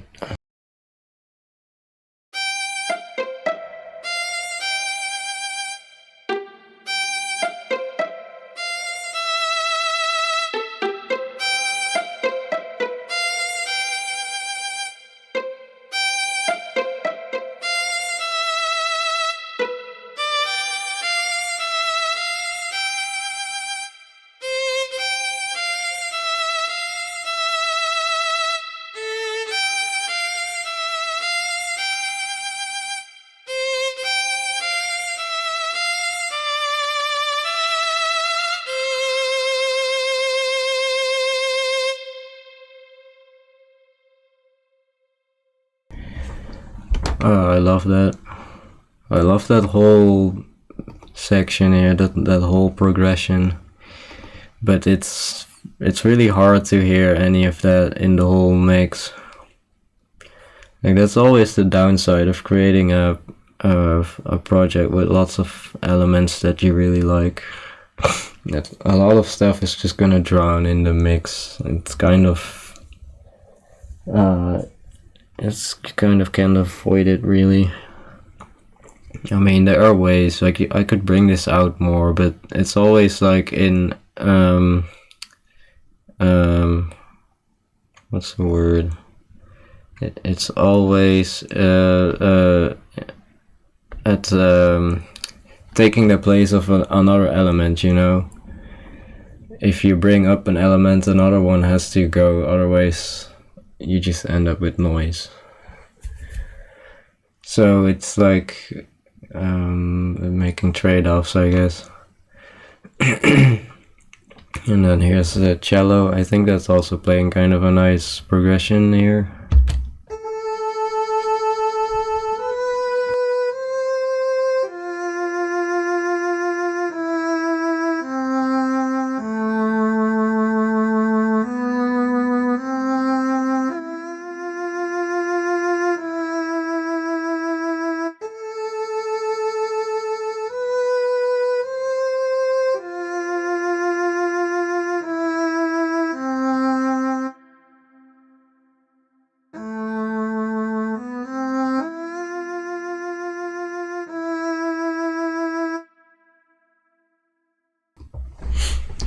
Yeah, that's also pretty nice. It's sounds kind of sad, I guess, in a way, but you can really hear the detail added here as well with the slide notes.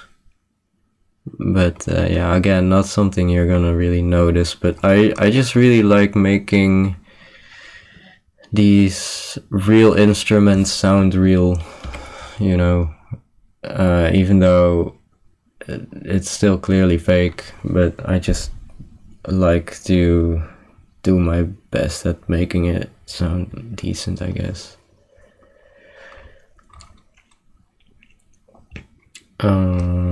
Let's see. Also, the drums here change up again. Also, just one more thing I wanted to say about this build-up is that actually the way the pad and the snare both sort of gets these frequencies moving in is actually a really nice combo. I didn't really realize like how well that those things like mix together like that.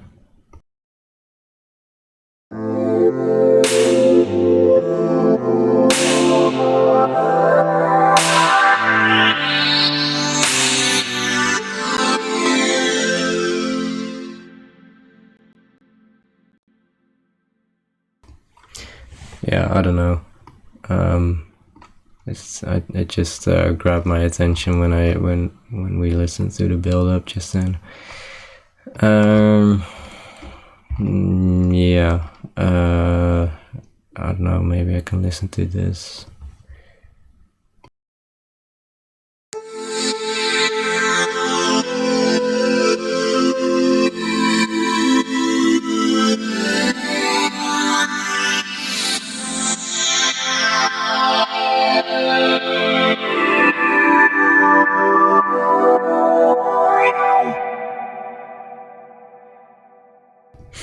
It's kind of an interesting way to fade out this pad. Like, of course you can hear the frequencies, the high frequencies being cut off, but then it's sort of stops cutting off and then like makes this little jump and then it's completely gone at all of a sudden. And then it's combined with this crazy effect again that I showed. Oops, I just cut myself out there a little bit. This is the crazy effect that is also used in the drop, I think, here. Oh, it's a different pattern, so it's like a variation, but it'll sound similar.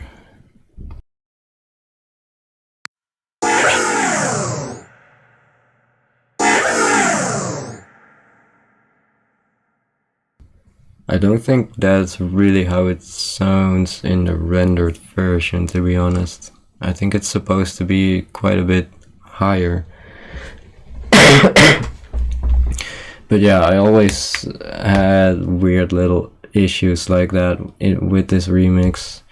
The sound design, aside from the like heavy synths, has been pretty messy with like things sounding inconsistent for some reason.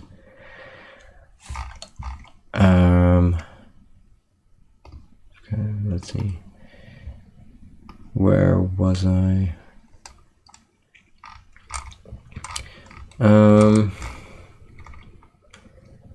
Okay, we also get the strings introduced here. Let's listen to that.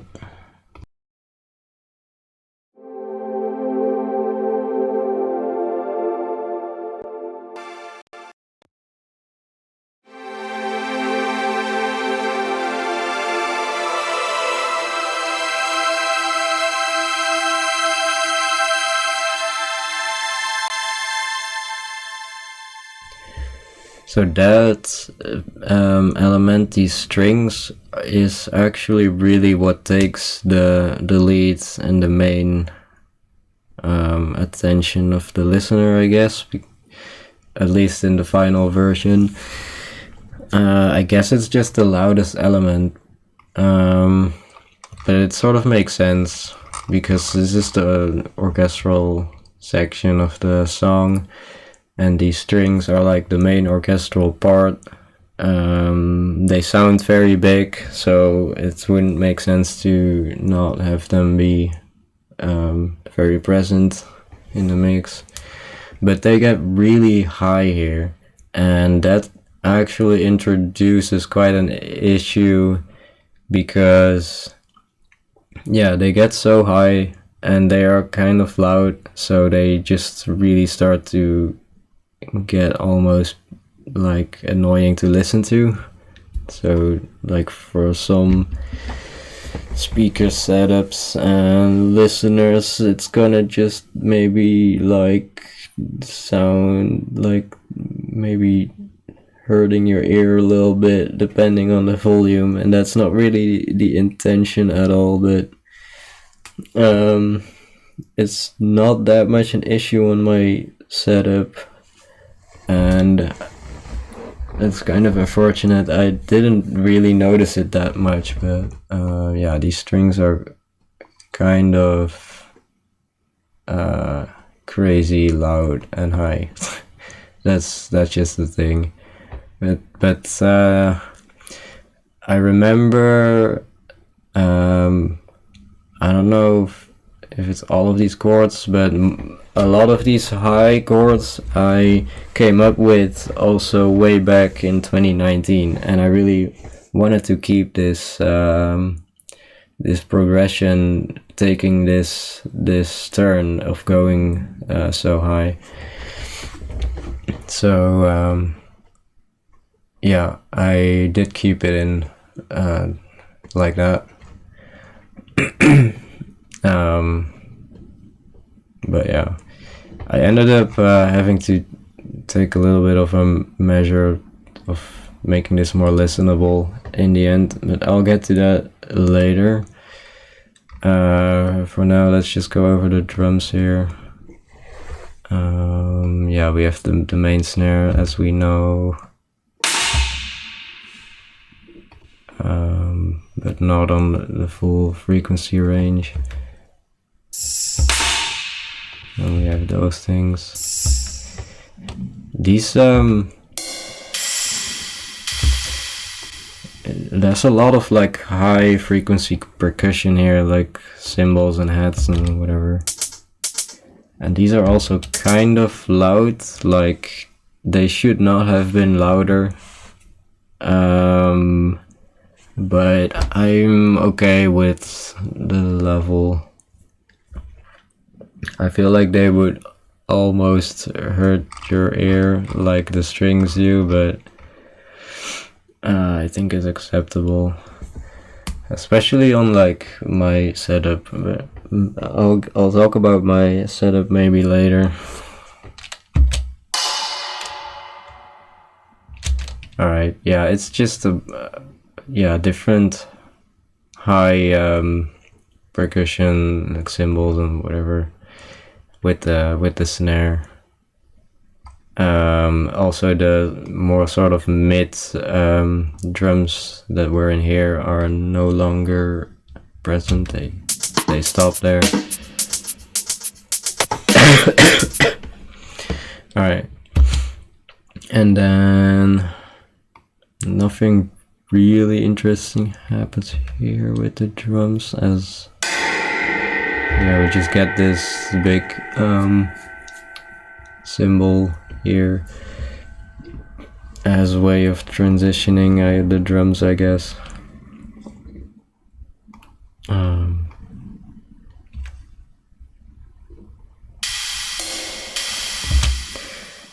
But then the drums do something.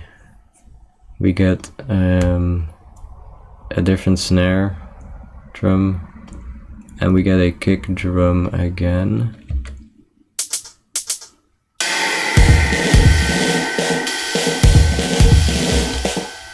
Let me just mute them.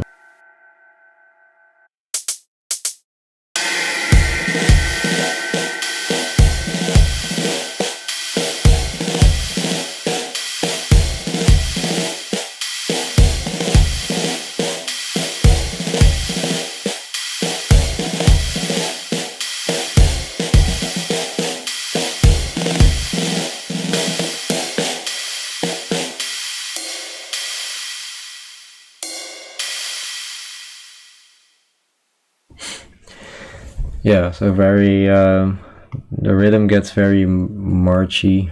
I guess the cymbals were already kind of. Actually, in this part, the drums are still sort of and a little bit in that groove that we had here in the build-up.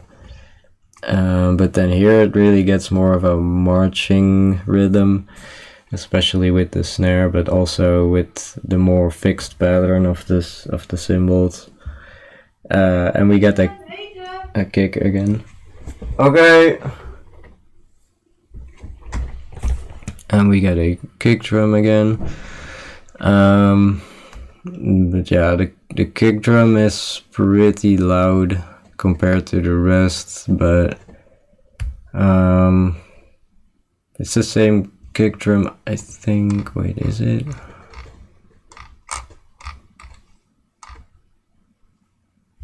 Oh my god, I can't find it.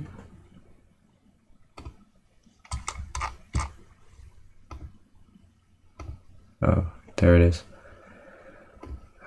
I gotta look all the way over here. It is not the same kick. Oh, it's partly the same kick. The main kick on the drum is layered with something else. Okay, but it is, yeah, so it's partly the same, but it still is on the same mixer track, so it also is pretty much equally loud. But yeah, it's a little bit more of an acoustic kick, I guess.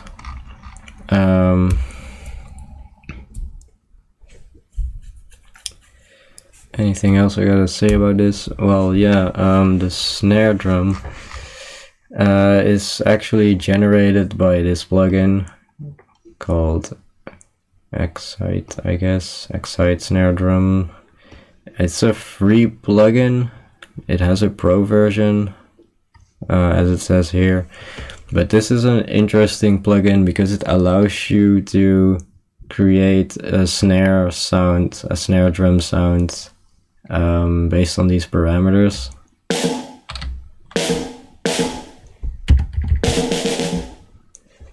Like that. I can just do that.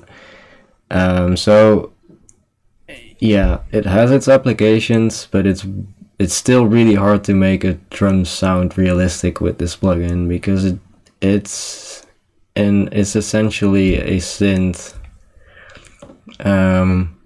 So you really gotta set it up right and play with the right parameters to add like realistic sounding variations and whatnot.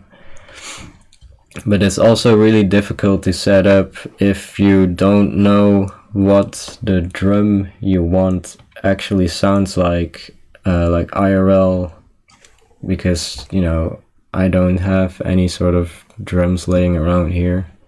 And then just making it by ear, it's really easy to misjudge certain parameters and like just get like destroy the balance and whatnot. Just make it sounds weird and unrealistic very easily. But I moved the position. I think that's the position of where the stick hits on the drum. Yeah, on the drum surface. I think I'm moving that parameter. I don't know which one it is. Hit position probably. That creates a little bit of a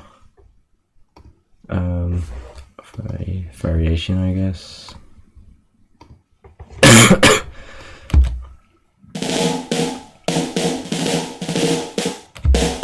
Yeah, as you can hear, the drum sounds like it has a pretty long tail in its sound, and then as soon as it gets over here, the tail is much shorter and it's much snappier. It's just this one note that sounds pretty snappy and short, and then this one, these ones have longer tails. But yeah, and then I don't know. Here the hit position is, yeah, probably just the same all throughout. Alright, but that's that. It was very difficult to mix in these snares and kick drums, well, mostly the snare with everything else in the mix, because the snare, it's played a lot of, like, very repeatedly, a lot in this section. So it's important because it's an important rhythmic instrument element.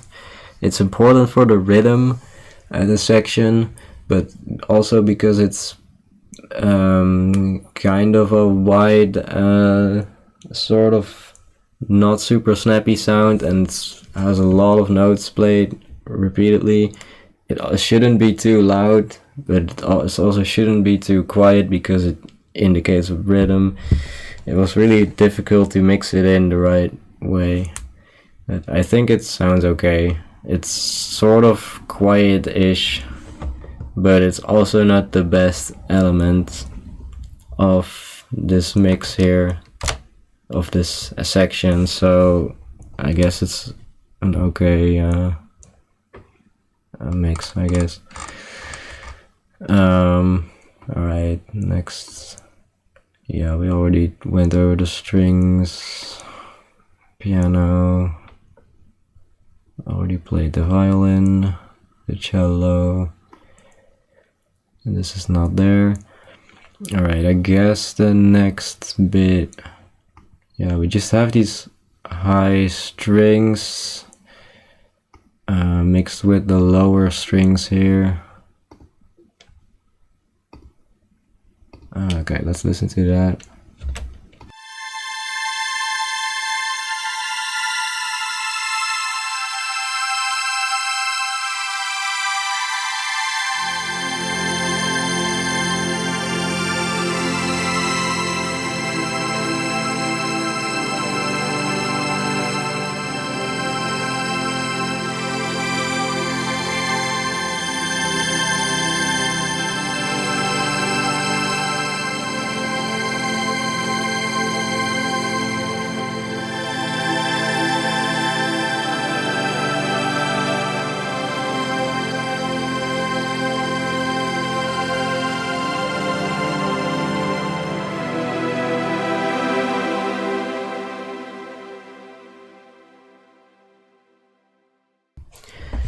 Yeah, that's a really really nice, yeah, I don't even know if it's, yeah, I guess it's a progression, a really nice progression, in my opinion.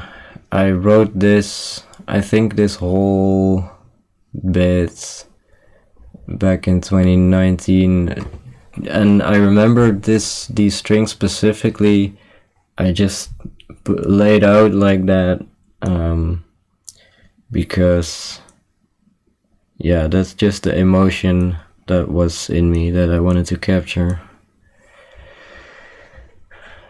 And later I think I added this pattern, which these lower strings, which is actually just yeah, the exact pattern from the intro, except that, you know, there's no low pass filter here, but because these strings here are so high and these are pretty low, it just goes together, and yeah, it just makes a super nice sound, I think, aside from the fact that these high strings can maybe be a little bit harsh on the ears.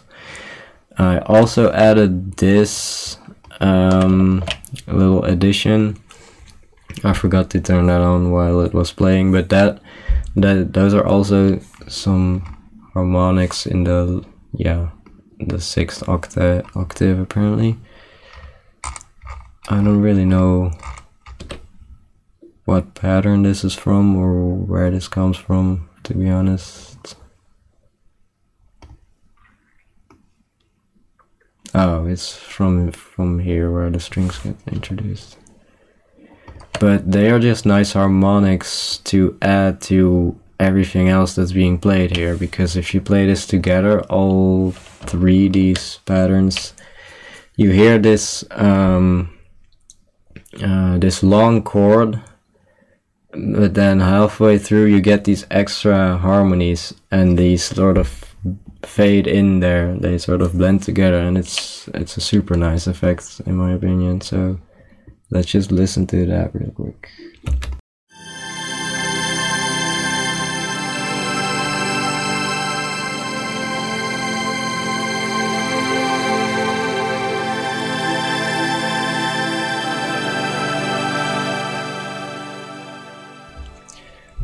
It's not really that easy to hear.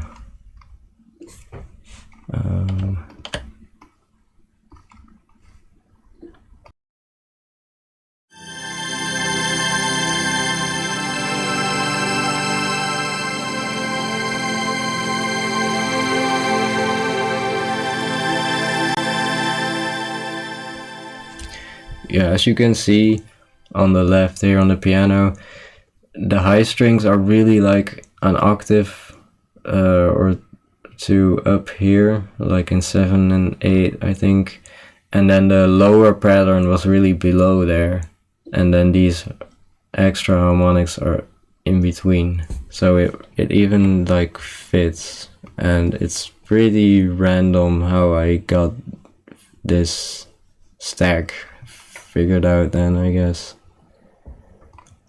It's not really written as a whole progression, but it's just bits that work together, I guess. It's also kind of uncommon to just randomly play 3 extra notes on a different octave somewhere in the middle of your progression, I guess. But hey, it's what works here, and I'm not gonna question if it's like, I don't know, it's probably not the best way, but I'm not gonna make a big deal out of it. Alright, anything else?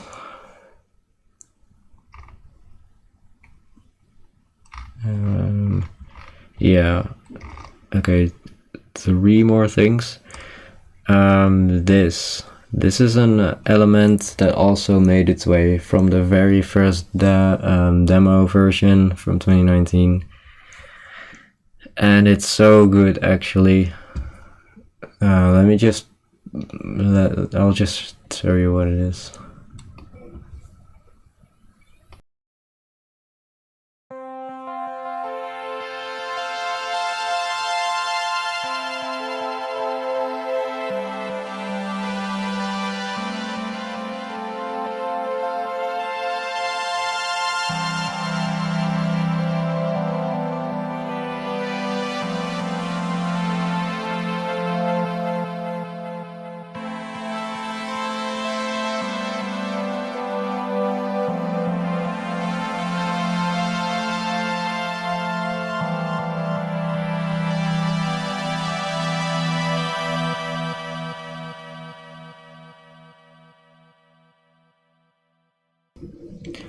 I love that so much. This is a pattern I guess I came up with in 2019 when I was just throwing random stuff together, hoping to get something to sound like the way I was trying to show how I felt, looking for sounds to show to like portray a feeling, I guess, and I somehow came up with this. I don't know if this is probably the synth I used back then, but this is just not something I would come up with if I ask myself to just work on this song at any point. I mean, I don't know. But it didn't sound like it sounded very rough and dry in the initial demo, so I did made it, I enhanced it, I guess. I added a flanger and EQ, and yeah, it's routed to this echo send. But I think the flanger is really nice because it's slow.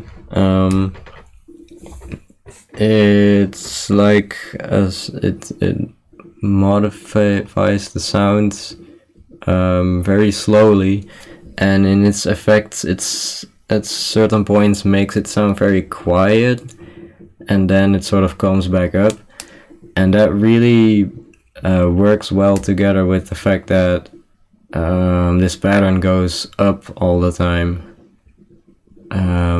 Because sometimes when it's like at the top, it sort of quiets down because of that effect, and then while it's building back up, you could hear that at the end there, it got louder again. So you have like these extra sort of waves in there, even though the pattern itself is already very wavy. I don't really know. I just really love that sound. Okay. Oh, also, what I forgot to mention with the strings. Yeah, because this is the same pattern right here as in the intro, it doesn't reach up to the like the B notes that I mentioned before. I think it's B. I'm not entirely sure.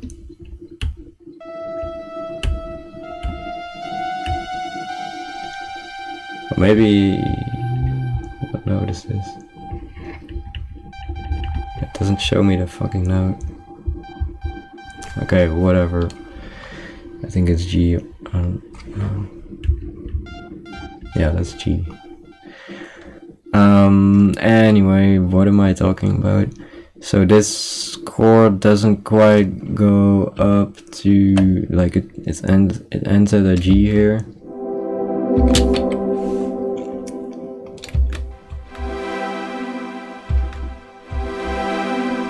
Well, really, you want to go. I guess you want to go on it to a G actually, because this. Yeah, this also ends on a G, but this ends on a higher G.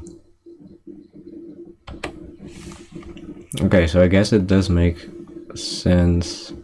I thought the strings didn't go as high as the synth pad here.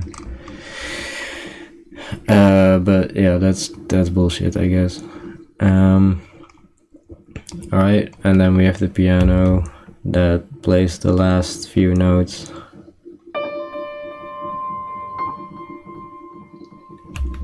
So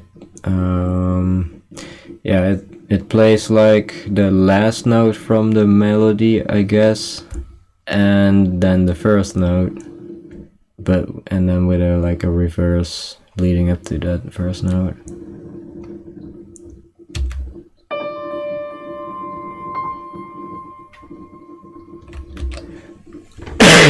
I guess that's the way to close out. Yeah, I don't know. I think that just works. I don't know if there's like a lot of theory behind that I don't know about, but I don't know about it, so. Oh, and there's this one random lost percussion here that honestly isn't quite as lost as it sounds here.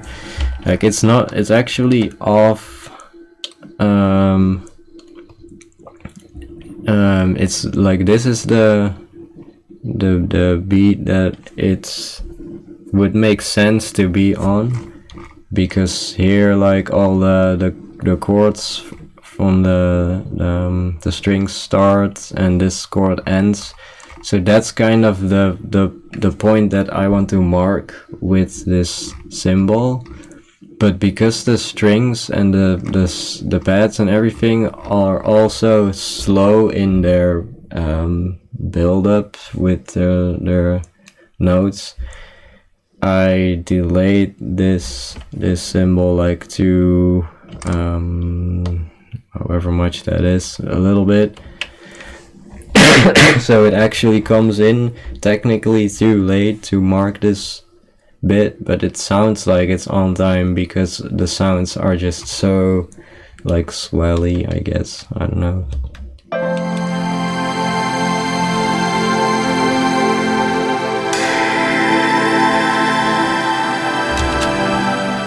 It's quite hard to hear what I'm trying to say.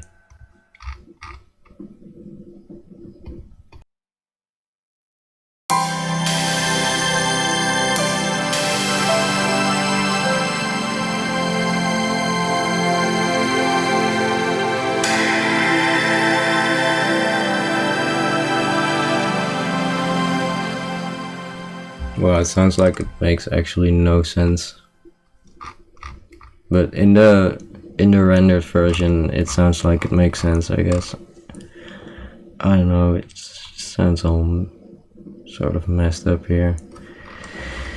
But yeah, I think I went over everything that's in here. It's not like, if you scroll through it, it's not crazy much that's in this project, but every element is like, it's been pretty tediously put together.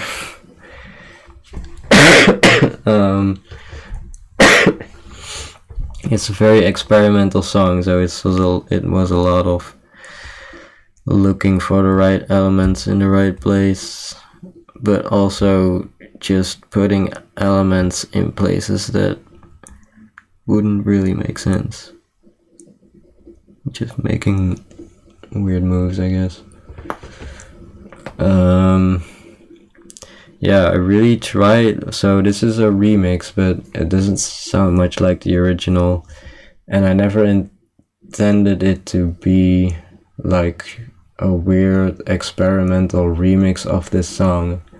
I just wanted this remix to sort of portray how I was feeling at the moment. I didn't even consider anyone would listen to this ever. I just wanted to make this for myself and see where it would get me. And I'm really happy with the result in a way that it's something unique. It's something I didn't think I could make. And it really is what I was trying to go for. Like, it really became what I wanted it to be, even though I didn't make it with the intention to, like I didn't make it this remix with the intention to be this sort of weird remix, but I made like the way everything sounds is what I wanted like everything to sound like. It's, I don't know how this is gonna make sense.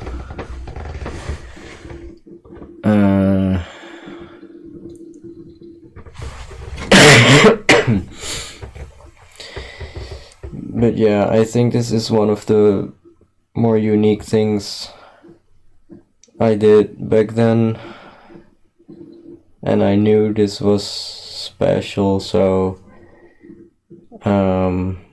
that's why I finished it. But that's also already like almost 2 years ago. I think like 1.5 maybe longer. I don't know. I can look at the date here of the last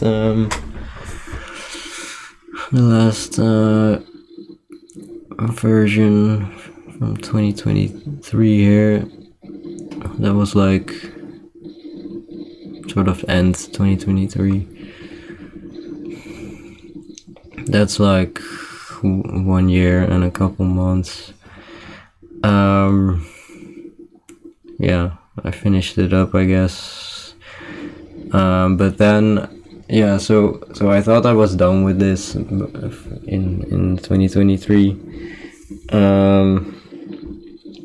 And I was like, okay, this.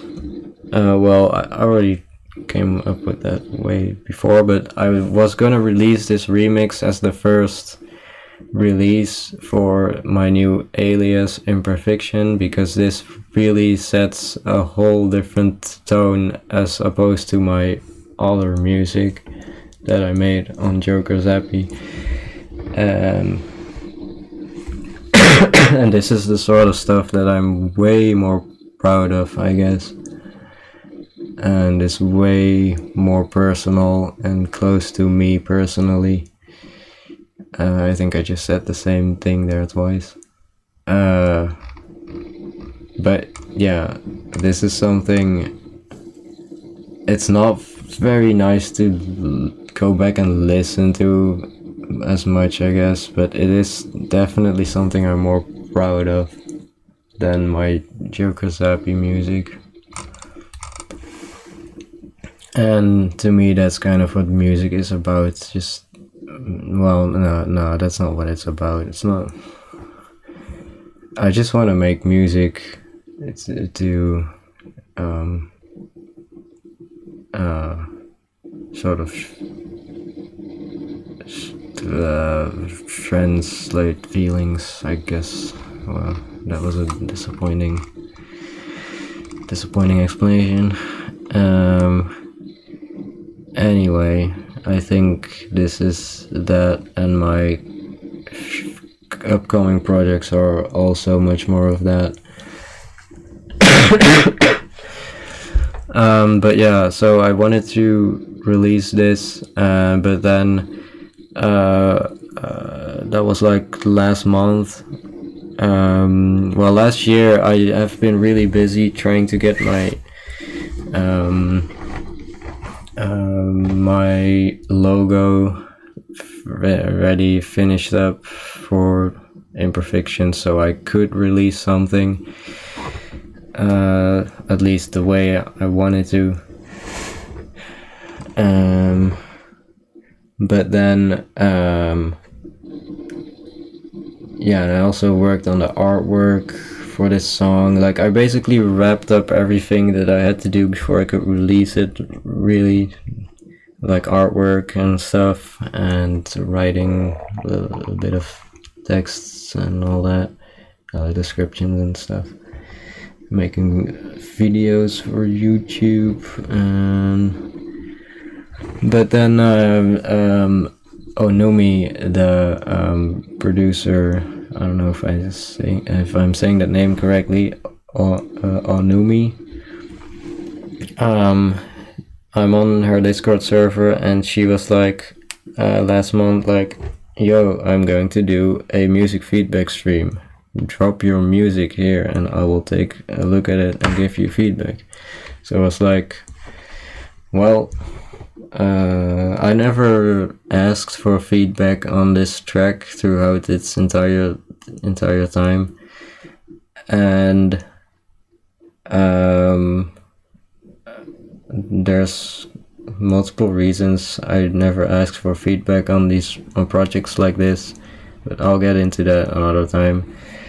But I was like, alright, the song is done, I'm going to release it, let's just throw it in the stream for feedback.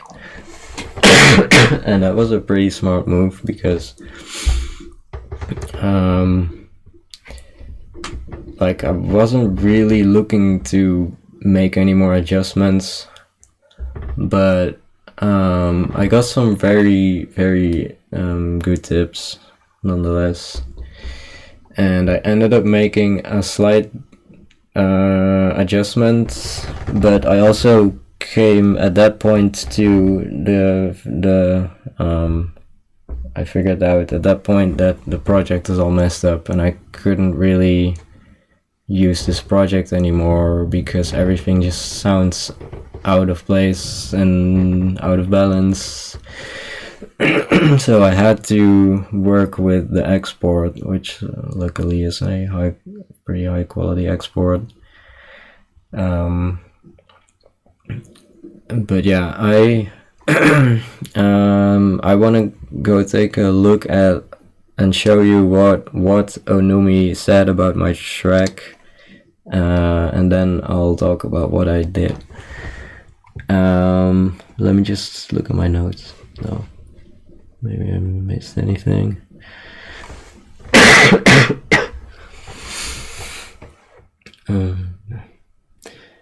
Yeah, as much as writing this song goes, overall, I think most of this song sort of wrote itself in a sense that there was a lot to work with from the original that I loved, like the chords and the melody, and from there I just started doing experimental stuff here in the drop, and pretty much all the elements sort of found its way naturally.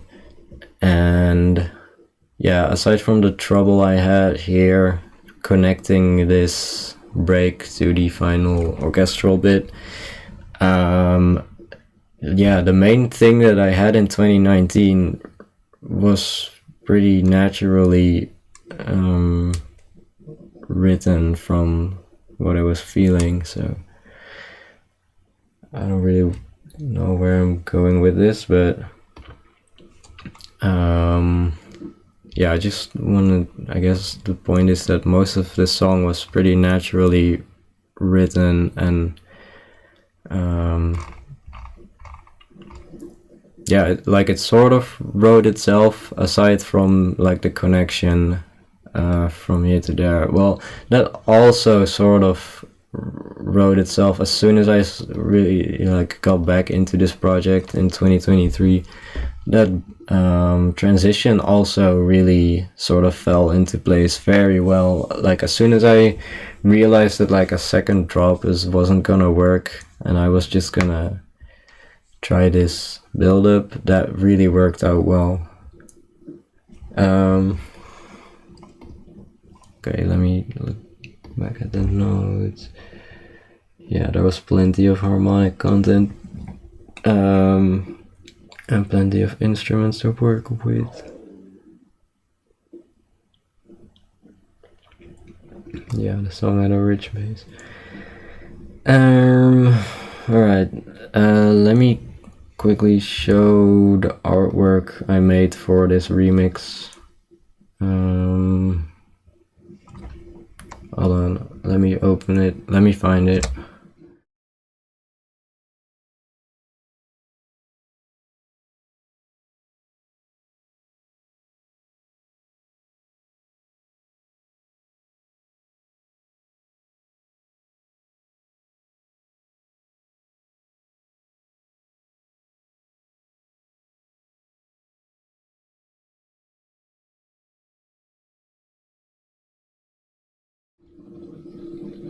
Alright, here it is.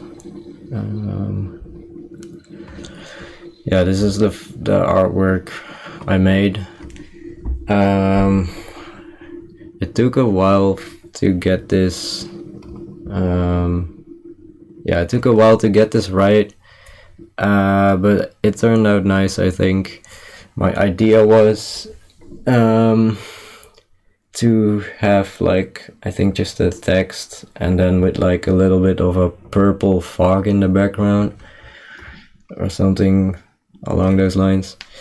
But I made this background with, this is made out of two pictures. One of the pictures is in a forest looking at a little like wet puddle from the rain that the light from the sky is reflecting on, and you see all the tree branches and stuff in the reflection.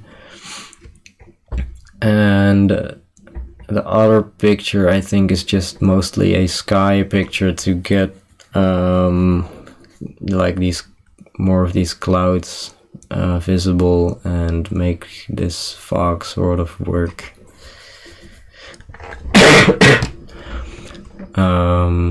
Yeah, and of course the pictures are highly edited with exposure and contrast and focus and the colors. It's just black and purple now. And I made this font. It's not really, yeah, like I think it's just Times New Roman or whatever that font, but I edited a bunch of things in it.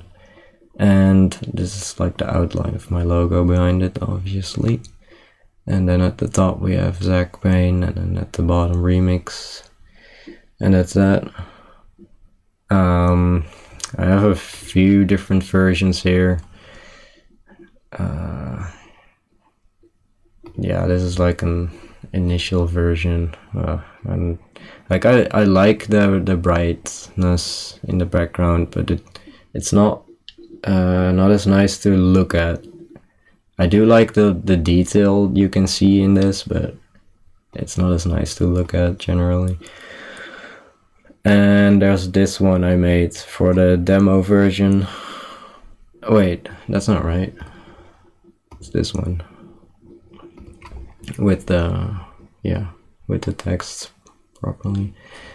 This I think is also 2 pictures, but I'm not entirely sure. It's mostly just this one picture of the clouds and with the sunlight. And then there's a little bit that bleeds through with some purple, I think. Yeah, it's probably a different picture. Anyway, also kind of nice, I guess. Now let's go over the onumi feedback. But maybe I'll just take a break real quick and come back after I've eaten. I think that would be nice. So yeah, I'll just go to the BRB screen and be back as soon as possible, I guess.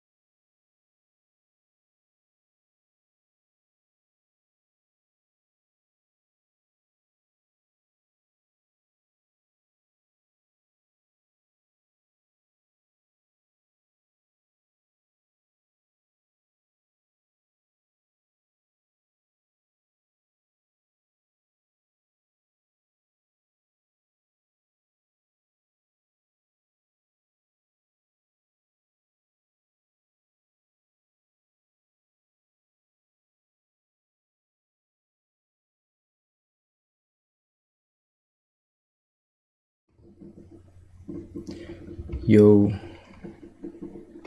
Hello. Alright. I'm back. This is where I was. Back from dinner. Okay, I was going to go over the feedback from Onumi on my remix. Excuse me.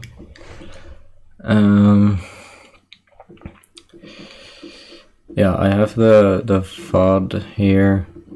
I'm just thinking of something else I gotta do. Oops. Yeah, hold on.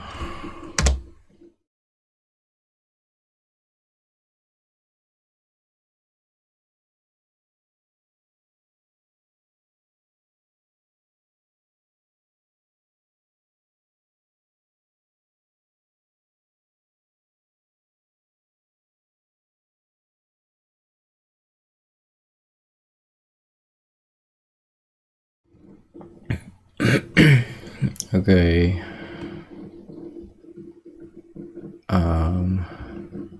Well, I gotta get it on screen. Give me a sec.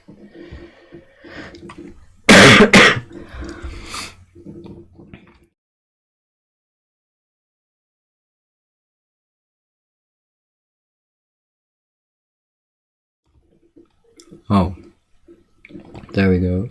That's the right scene, I think. Just gotta get the sound on as well. I think you can hear this now. Oh fuck, that's loud. Some yesterday, I think. Maybe that will work. I think it's fine now. Alright, Joker. Alright, so this is the VOD from the live stream where I got feedback from Onumi. Yeah, there she is. I recorded this live stream because Twitch deletes VODs very quickly, and I knew I wanted to be able to watch this back later, so yeah, let's just get into this and see what yeah, I'll go through if I have like comments on what Onumi says about my song, I will pause. Okay, let's mute real quick.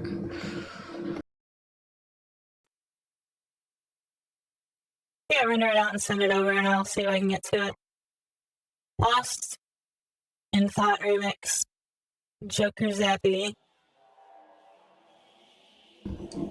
Right, first off, actually, I'm pretty sure Onumi was pretty tired here.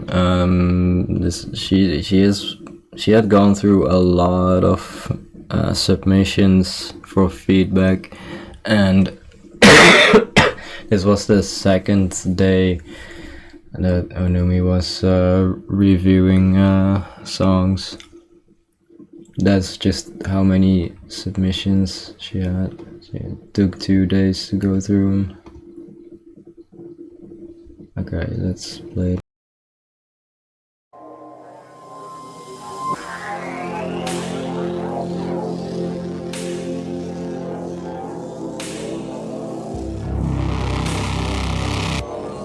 Ooh, that sounds crazy. I like that a lot.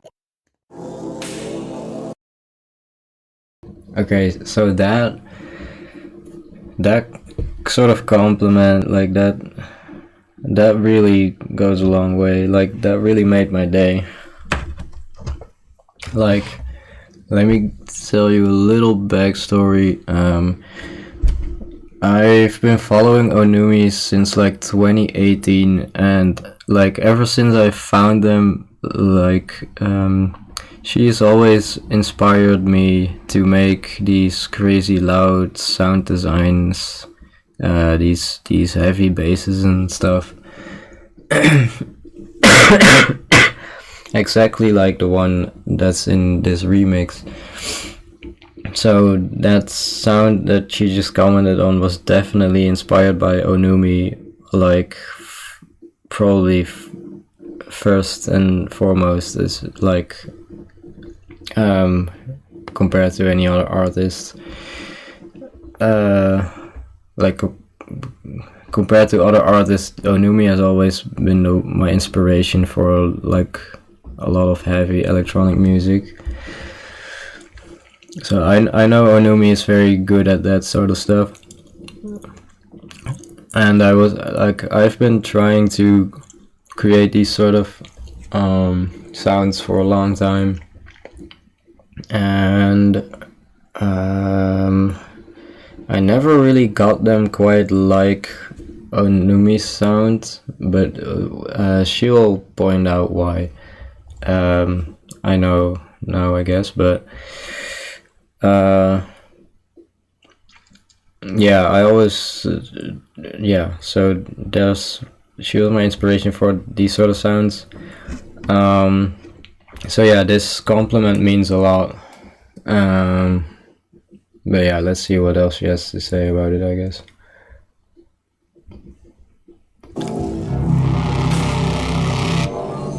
I like that a lot. I will keep listening before I suggest this because you might have already done it. Let's see.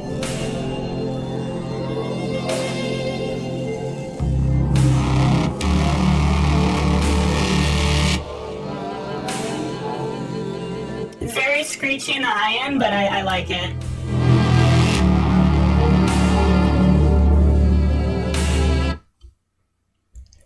Oh shit, my mic wasn't muted. That probably sounded like ass.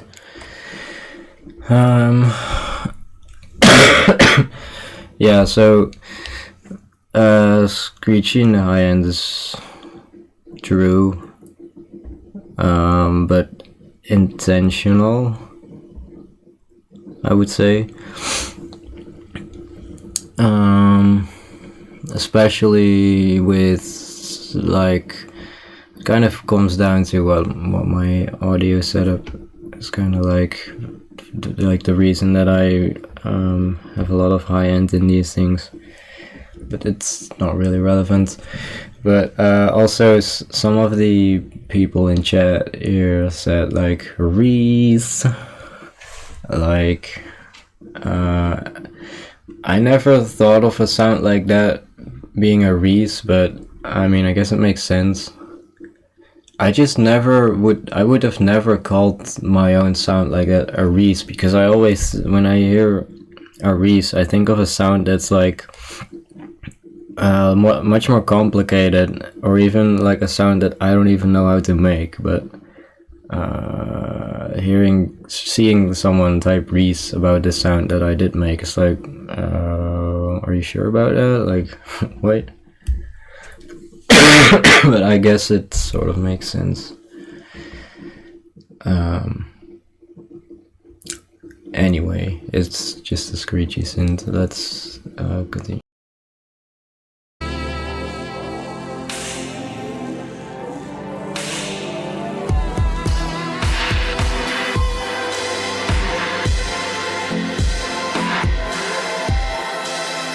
So,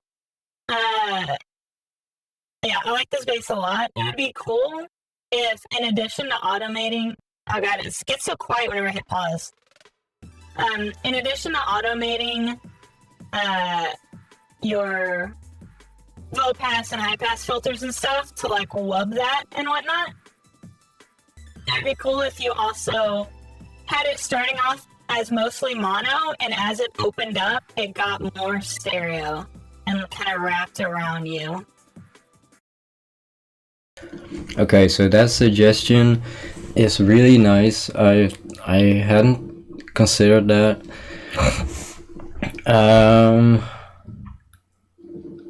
Also, I think what I automated there was pretty much just a low pass filter. Yeah, I don't think it was much more than that. But the thing is, I would have tried this suggestion of like automating the stereo width, but there's two reasons I can't or won't. The first one is obviously that I like this project file is messed up and I can't really use it, so I have to work with the rendered version that already has it like it is. And the second reason why I wouldn't probably do it here is because I really like the stereo width in the lower frequencies of this bass, especially in the intro. I really like where like when the filter is like very cutting a lot of the high end, to still have like these loud lower frequencies also be wide, because the intro is pretty wide. Like it has a lot of stereo elements, like this sort of narrow synth and the strings, and I think the bass also being wide just adds to the atmosphere, and I think if it would be mono, it would maybe feel out of place a little bit more. But yeah, that's sort of my thought here, but I would have definitely given it a try if I could have. But yeah, it's something I should consider in other tracks anyway. It goes for all her advice. That's why it was such a good idea to send this in, because all of the advice I got is pretty much applicable to my other projects, and it's all super useful, especially in the long term. If that makes sense. I think that'd be really cool. You could easily do that just with a fucking like ozone imager. Would be like an easy way to do that, but I don't think I have ozone imager, just as a little side note, but that's fine. I know how to do it probably. Just with a fucking like ozone imager would be like an easy way to do that, but and then the other thing is right here. Yeah, I would say you don't have any sub in there. I assume that is intentional. One thing to keep in mind, though, is that if all of your stuff that you have playing at the same time has no bass in it,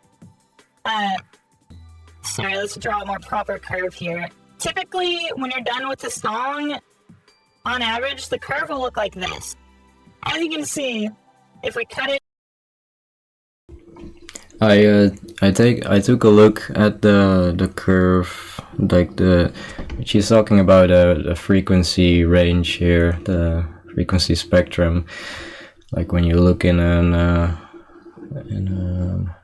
guess I can show that real quick. When you look at an EQ like this and something plays, you see all these frequencies. And the curve she's drawing is like the peak amplitudes at all these frequencies. The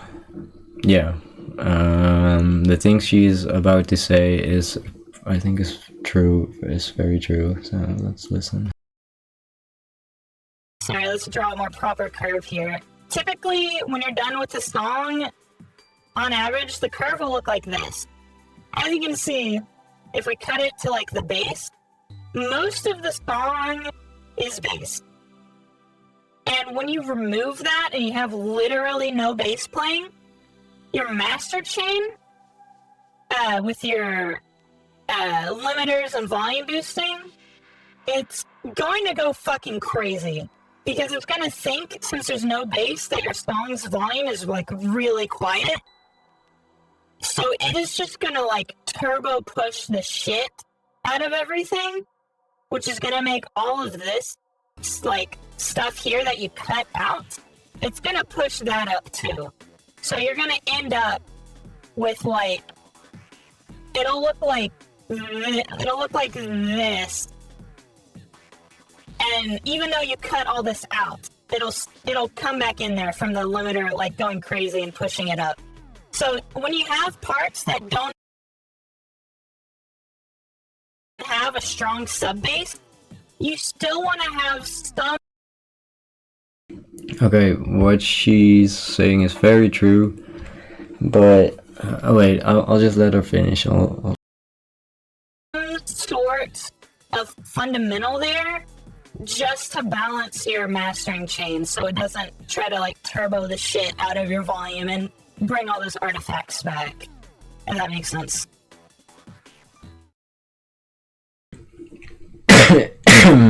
Yeah. So that's very true. There's no sub. Everything else is in fact mastered, and you know, obviously it's mastered and limited. And I did see with my own analysis that there are in fact a lot of the loudest frequencies is indeed the sub bass and the kick. But as you can see here in the drop, the sub only comes in at like after this bit, and that is intentional. And so there's no other instrument really playing a sub fundamental. So yeah, it is boosted because yeah, like she just explained. But like I find it really difficult to have something fill that space when I like artistically, I guess, in my composition don't want to have a sound play something in that frequency range. I just don't have an instrument that is set to play anything in that range in this part of the song. So to me, playing having something play a sub fundamental of some sort is not really the best solution. I would rather probably fiddle with automating things in the mastering chain to make the whole song like lower a little bit or something. That's probably an approach I would take to fix that, but I have decided that I'm probably not even gonna address this issue because there's only a very tiny section in the song where sub is playing, and that is like this this little bit.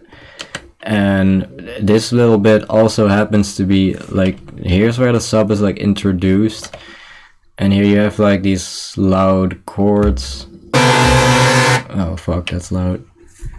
Sorry about that. So yeah, you have these loud chords with the sub bass then. Fuck. Yeah, that's a sub bass. So I guess you should be able to sort of hear those quiet down a little bit as the sub comes in.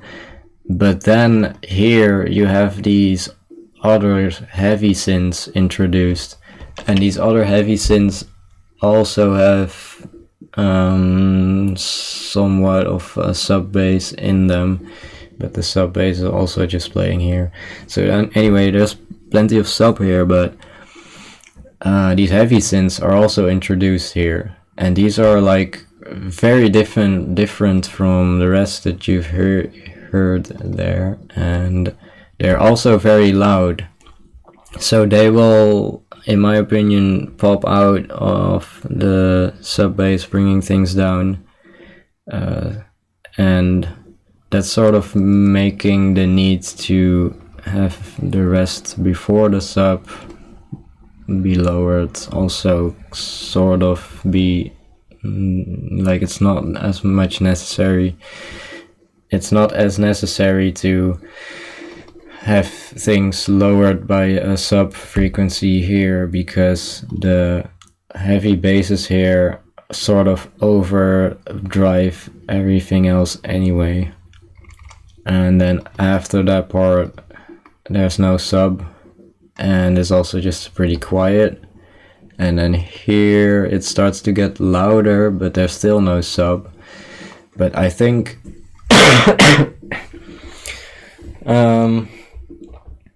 like there's just overall nothing really to keep the limiter sort of at a balanced frequency. But I don't think an instrument is a perfect fix for that either. I think my way of saying this is not an issue is like, my way of going about this is saying that it's not really an issue because it's only just this little bit in the drop where there's a sub introduced, and the rest just doesn't have a sub. So the whole song is just loud, I guess. That's just the mastering of the song. And the fact that it's just a little bit quieter here with the sub, that's like the odd bit out, and the rest is just, I guess it's just gonna be super loud. I think that's just what it's gonna be as a whole.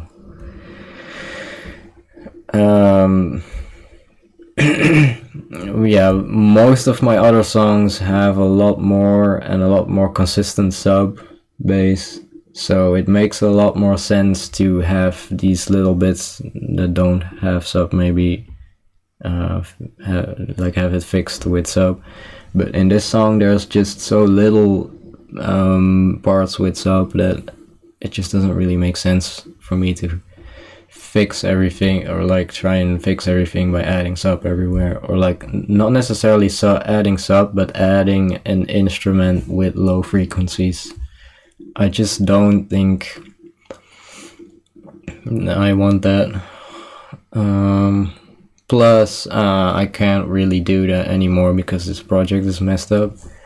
But I'm just trying to reason with it. I'm trying to like explain why it might not even be necessary, even though I can do it.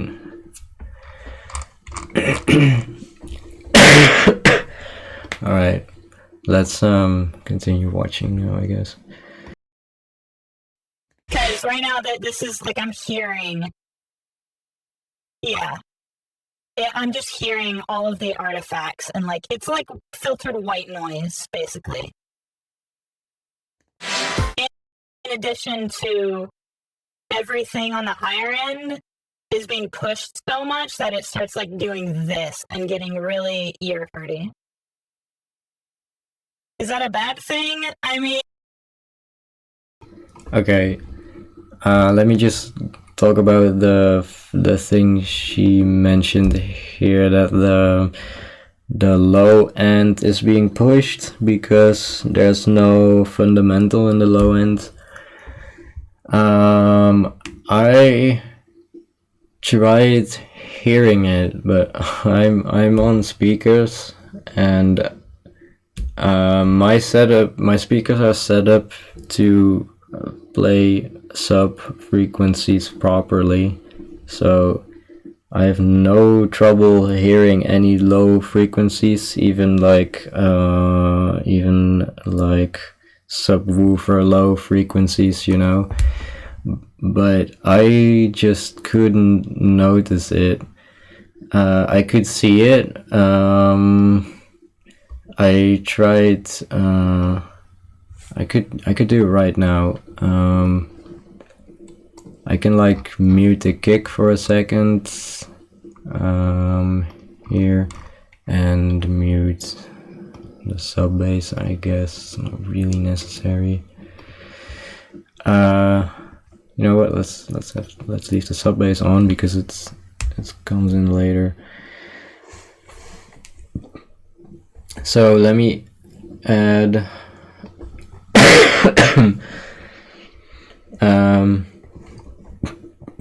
let me add an EQ after my mastering. Why is it so slow? What the fuck?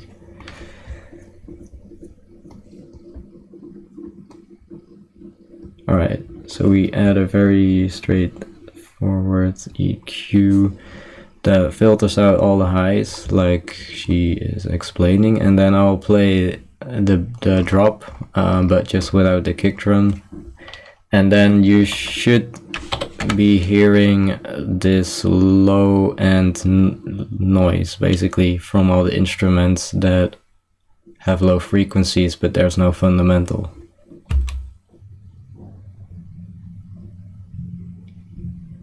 I guess this is sort of what she means.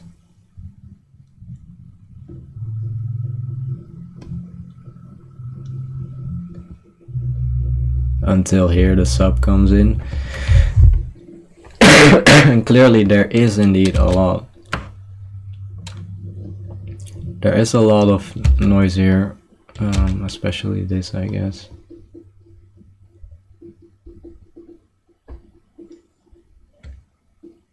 But I'm like, how is it possible to hear this when you hear all of this?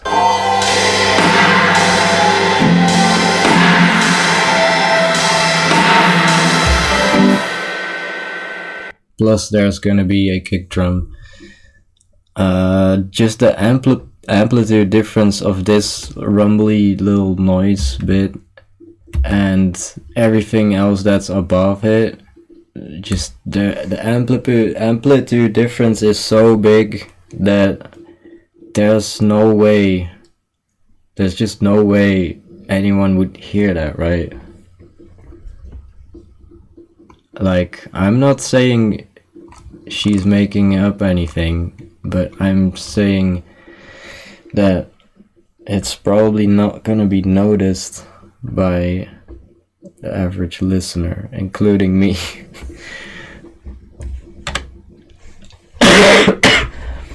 So also I didn't high pass all my instruments, even if they're not bass.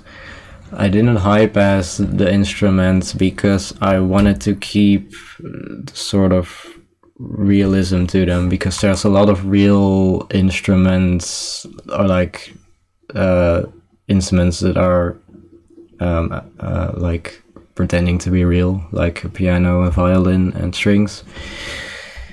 And so I wanted to leave the lower frequencies that are essentially artifacts, because I thought that would add to the realism in a way.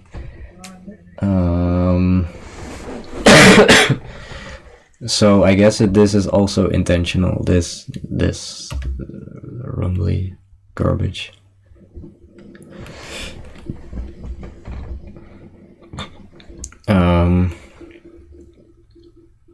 Yeah.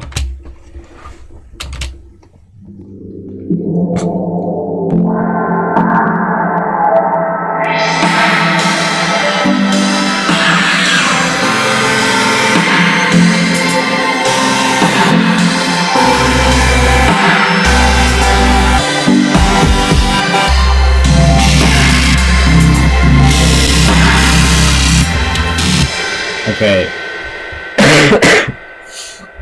What I also noticed just now is that when these heavy basses come in, being all screechy and shit in the high end, you could see here that the high end peaks almost, or maybe actually just fully did surpass the low sub peak. But that's because of the pivot scope that's on here, pivot slope, I mean. It's on 4.5 dBs per octave. I don't know if Onumi knows about the pivot slope, but that's kind of what she was referring to with the whole frequency range sort of sloping down as it gets higher. I guess you could call that a pivot slope. But this visually it's all in this EQ plugin. It's always displayed with a pivot scope in mind, meaning that the higher frequencies will be displayed a little bit higher than they really are, and that is because people generally, the music we listen to generally has lower amplitudes at higher frequencies, because our speakers are just built around that, I guess. And that's not necessarily that's not something I really like, but it's also kind of getting pretty off topic here.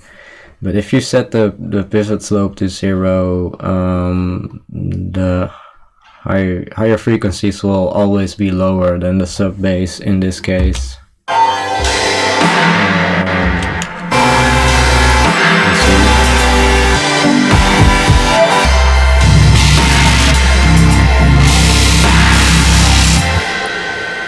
So like now the screechy high end got to like here-ish, and the bass was like way up here. So yeah, but that just confirms what Onumi was saying, that yeah, your curve generally looks like that on music. But yeah, that's not really relevant to why I'm not fixing it. I already talked about that. So let's move on to the next thing. Being pushed so much that it starts like doing this and getting really ear hurty. Yeah, about it getting ear hurty, like it's hurting your ear. Like I get that, because everything is gonna be super loud. I guess in this case, with the way I'm not addressing it, it's just that you would have to lower the volume for this song a little bit, which is kind of a shitty way of it's kind of a shitty excuse. And the kick drum would be the actual, like the kick drum, and when the sub actually comes in, it would sound quieter. But I'm not upset about that about the bass being a bit quiet in this song. So I guess if I really wanted to like quote unquote fix it and just like reduce the whole song, I could do that, but I could also just not do that.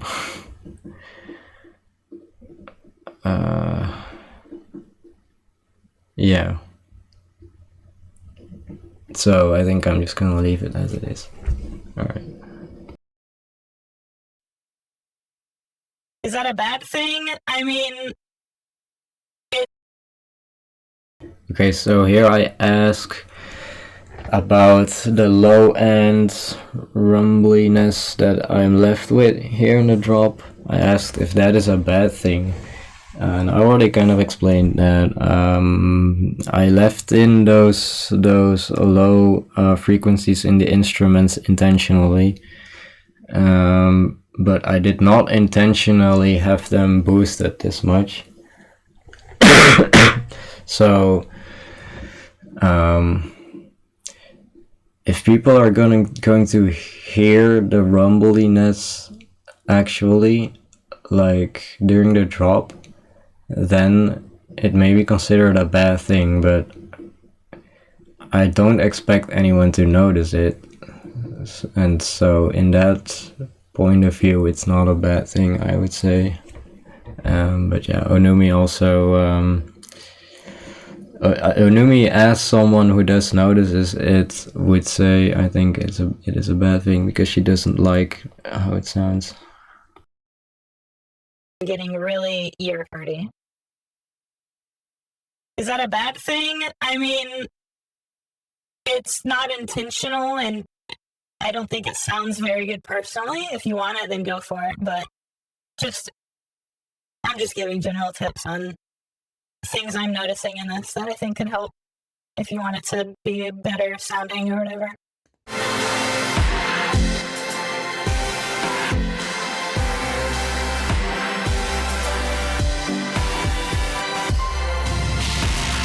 Yeah, like you can hear that. Whenever the sub hits, the whole volume of the track goes back down, the highs stop being less ear-hurty, and all of that weird white noisy rumble goes completely away.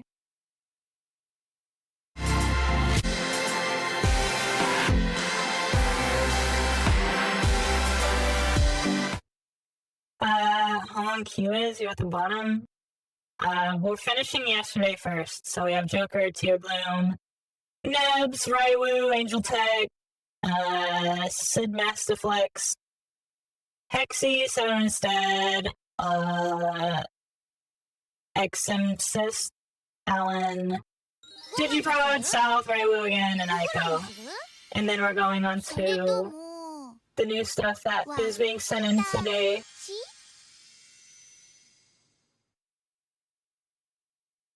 If you sent yours in yesterday, then let me know. Also, hello, thank you, welcome, and thank you for the follow. Bro, If you sent it in yesterday, then, and it's not fucking here, let me know. side, fucking. Alright.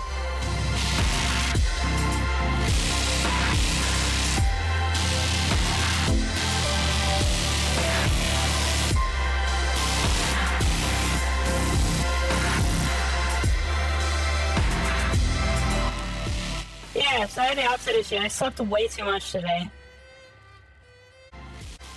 On all of these bases, if this is your intended sound, then cool. I do like it. But if you're trying to make a more consistent bass sound... Damn, onumi like this bass. Let's go. But what she is about to say, I didn't know, okay? So she's gonna talk about some of her, like, bass sounds and explain how to make it more clean, I guess. How to make more of a more clean bass sound, so, yeah.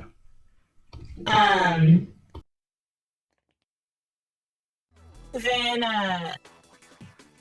you need to keep in mind the most important part with, like, resas and basses and stuff is the texture, which obviously is all, like, up here. And whenever you're sound designing, the more voices you have, whether it's one synth or you have two oscillators with different stuff on it, unless they're, like, FMing to each other or AMing or something like that, the more individual voices and different wavetables that you introduce, whether it's saws or you have some like weird ass whatever, the more, so this is the high end, this is the low end basically, the more peaks that you have coming from different wavetables, the more scratchy and incoherent the sound will be. So if you're trying to make like a powerful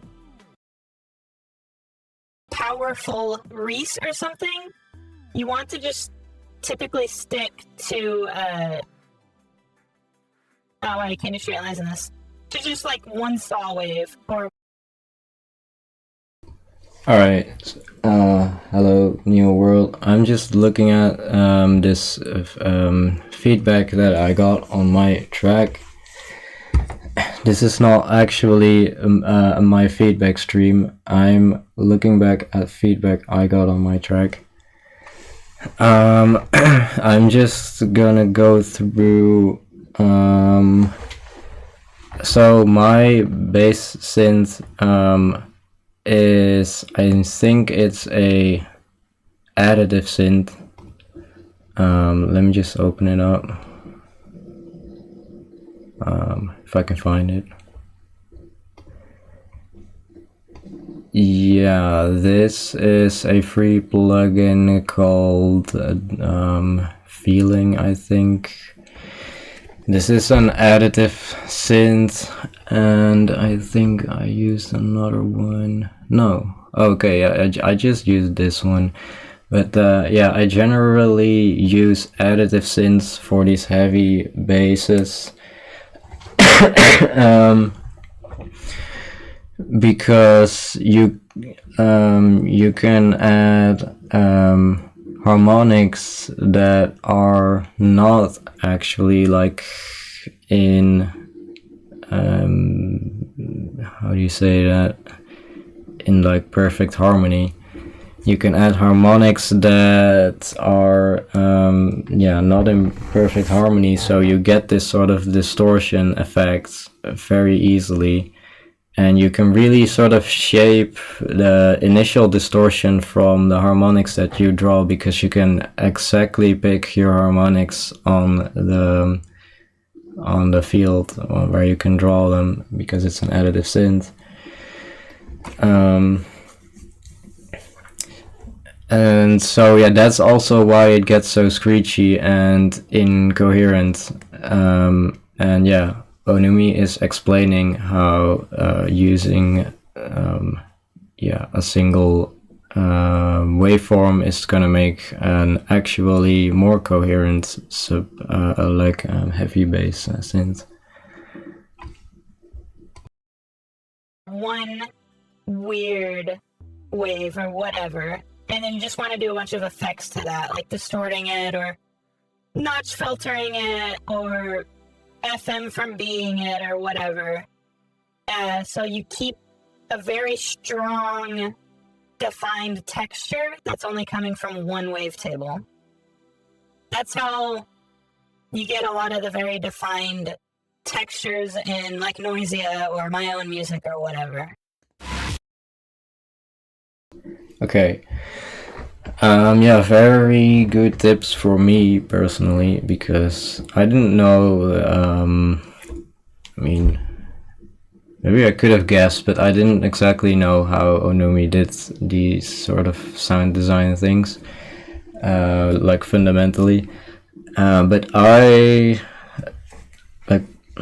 maybe I just didn't try enough, but I would have never expected a single waveform to be able to create such like interesting distorted textures and movements and stuff.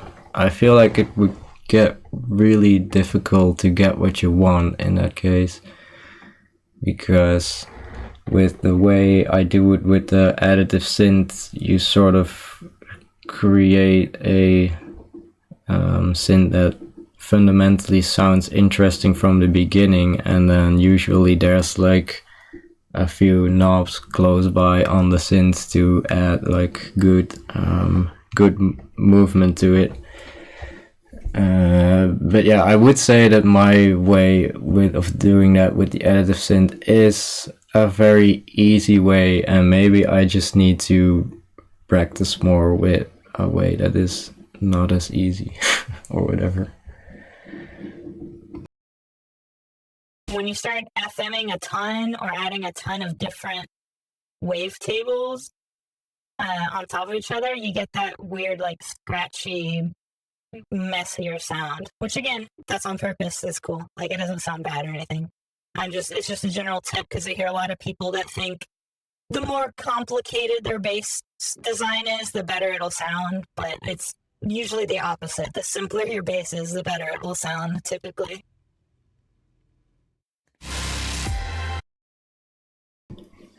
Yeah. Like I did believe that good sound design would be generally complicated, but yeah, I very much believe that it doesn't have to be. But fuck, I was gonna say something. I forgot.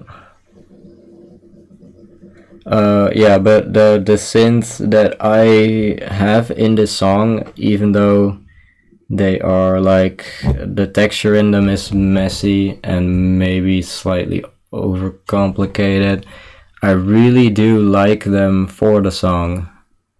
I don't think I would like to replace them with simpler, fundamentally simpler synths.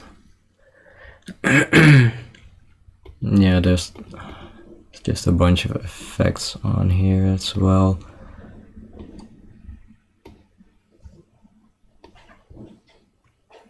I don't really remember what this does. Right. Oh. There's actually a slight cut in, or like a slight dip in low end that I did put on there. Anyway. Now I want to look at the other one. Wow, the other one is just a wave shaper. Wow, that's surprisingly simple. Ugh, that's loud. Fuck.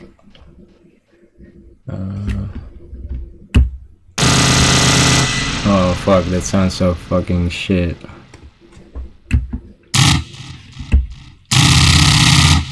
That's too low. Okay, yeah. Out of context, these don't sound very nice. But yeah, let's just continue on.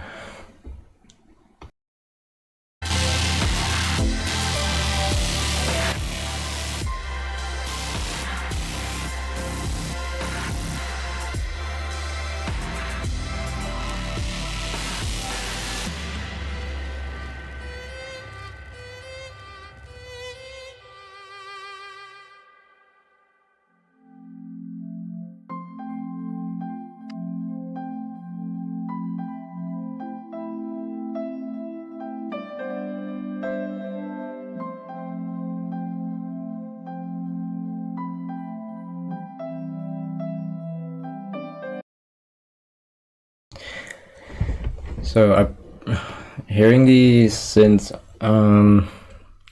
it does get me thinking that if I would, like, I don't know how to put this, but I would probably change. I would probably try to get something higher quality from the start if I wanted to make something like if I wanted to make synths for this sort of drop again. I would definitely try to go for a higher quality sound from the start. Because they're really not the best synths, not the best heavy synths I've ever made. I think the one I made at the very end of the drop that I showed earlier is a little better already. This little bit.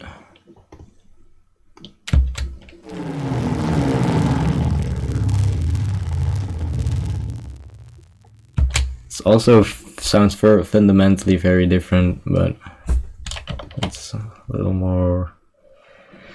Yeah, it's still weird the way I made that, but anyway.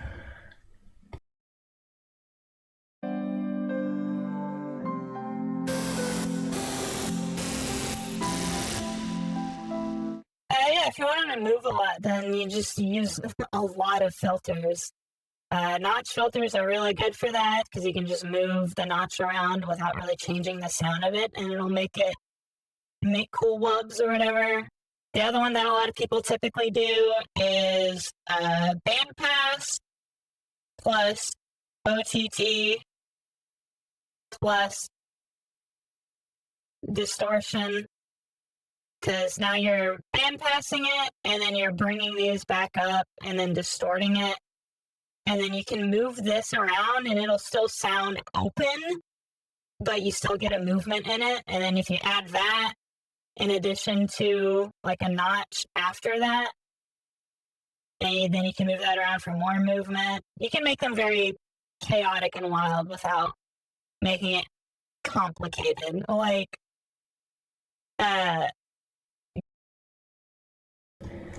like that little bit of explanation there really is like super helpful to me, because the things like the filters and the techniques she describes, I totally understand them, and I kind of did something similar in another track, but I think that was on a synth that was already a little bit maybe too complicated.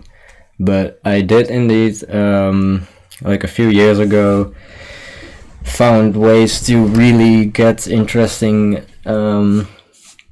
like movements, like distorted sort of movements out of sounds, and they are basically what onumi suggests here, except onumi suggests certain, like a notch filter or a compressor plus a bandpass.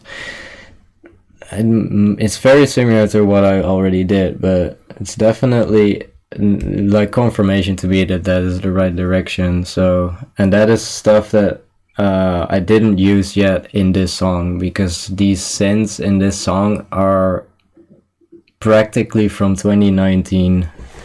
I don't think I redid them in 2023. So yeah, it's like really early heavy sound design me, and that's also actually making it even more impressive that onumi liked the initial Reese's so much. Like that is that's making me feel super like honored or whatever. That is actually like so much so much proud to my younger ambitious self trying to make onumi synths. I don't know, it's so cool. this song, this is literally just a saw wave with FM and white noise in this.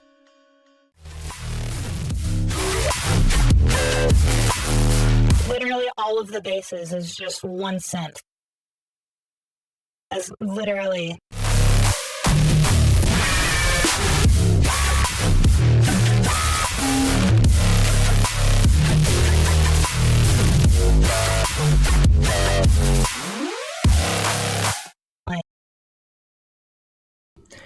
Yeah, that what you just showed there is pretty much what I have in mind with a lot of the heavy synth sound design that I'm also trying to go for.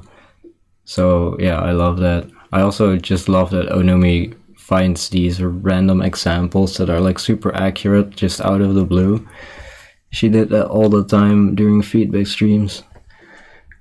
And also just the fact that the feedback is so in-depth for every song, it's just crazy. That's probably why she doesn't do this often, but it's so good.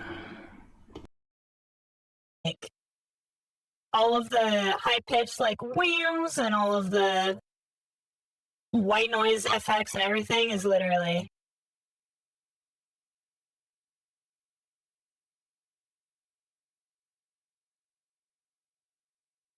yeah, it's just filters and distortion. Also, my Nightbot just nuked my sponsor's message. Wow. Let me fix that.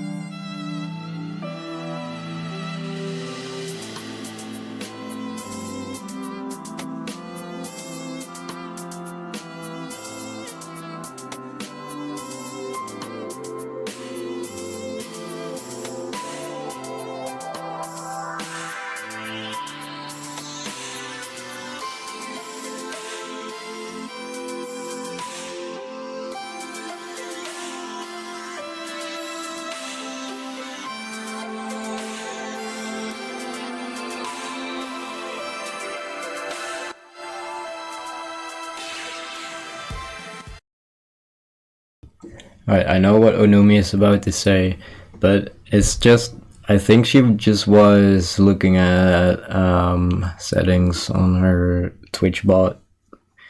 So I don't know if she just didn't have any comments on that whole build-up part, but I just think it's a little bit of a shame that I got nothing on that. And the thing she's about to say is also important, kind of ties back to the first drop of the problem that the first drop had. Yeah, let's just hear it. Yeah, it gets very ear-hurty here. There's a lot of highs in this without any lows to balance it out, so those highs are just going crazy.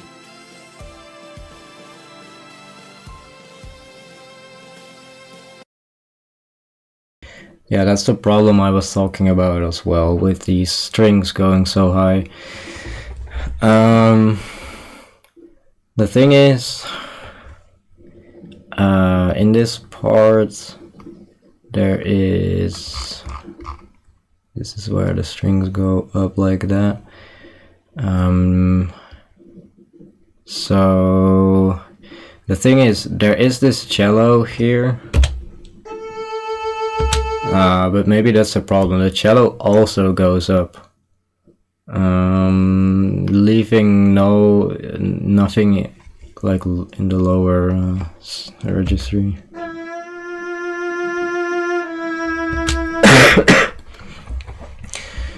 Maybe I should have, or I could have added something like maybe a contra bass or something. But this section was meant to be about the higher strings. Yeah, maybe something like a contra bass would have been a nice addition. Yeah, let's just continue this.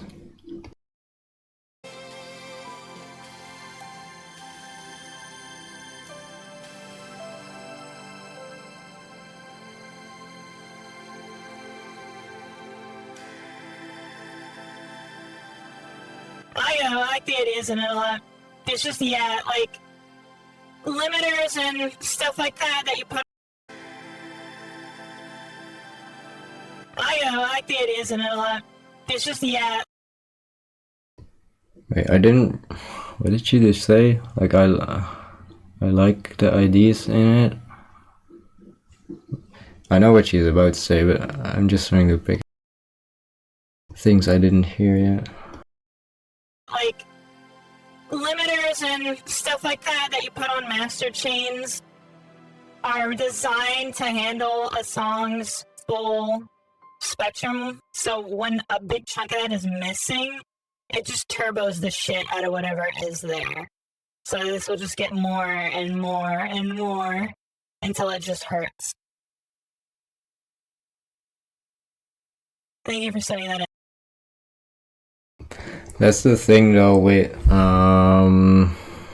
songs that have a lot of dynamic range as well. But in this case it's specifically the frequencies that are left when when there's no bass.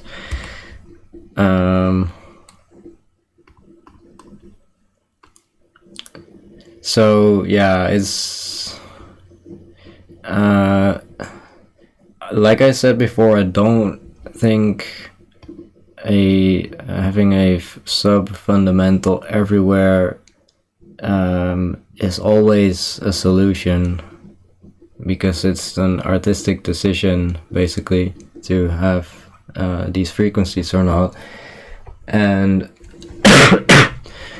having a mastering setup that works for songs that don't have bass all the time is just is probably a different solution. So I think a good solution to these like ear hurting parts and the super loud parts in the drop are more so related to the mastering than the arrangement, even though they could be fixed with the arrangement. I think they should be fixed in the mastering process, maybe. But I think, or at least I generally feel like having a mastering setup should not have automation. If you need automation in your mastering, I feel like your mix is just fucked up or something. Like you're just post-mixing or whatever. If you need to automate your master. But with the things Onumi said, maybe automating specific things on the master makes some sort of sense, because you could sort of cancel out the fact that the volume gets louder and louder in the higher frequencies. There's probably something that can be done about it without changing the arrangement. But again, I probably will have to do that on a different track because this project is messed up. And so what I did do to try and compensate for that last bit being so ear-hurty loud is what I did here, with, you know, the rendered version, as I know is the only thing that is right still. And what I did is I just added an EQ that's moving down frequencies in this range at that section, the section that Onumi turned down the most, which is, in my opinion, also the worst sounding part in terms of high end. Yeah, it's not an ideal solution, but it sounds better than it was. It doesn't sound as good as I would want it, but yeah. I think, let's see if she had anything else to say. I do like it. I'm not trying to just shit on you or anything. Just, yeah, like literally just adding some sort of sub-fundamental in some sort of way is, yeah, I would probably EQ that down a little bit, and then, again, literally just adding some bass fundamental to that will, like, automatically balance a lot of that out, just because of how music works. And next is Tear Bloom with Indie Glass. Wait, she's gonna come back to my comments, I think. I like that. Because I said Yeah, of course. Thank you for sending it out. I appreciate it. Yeah, I sent this comment after she's already started with the song. Okay.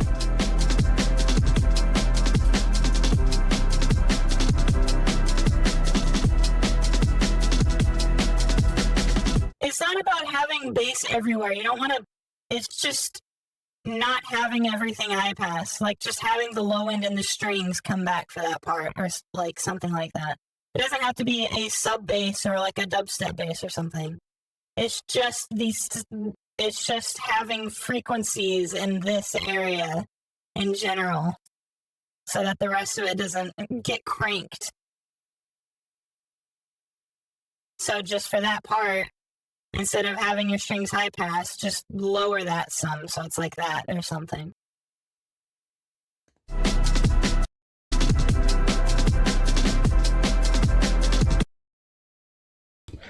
Okay, I think that was all the feedback I got, which is honestly a lot, especially considering it's just free. She just did this for voluntarily. But yeah, about the strings and leaving more low end in them.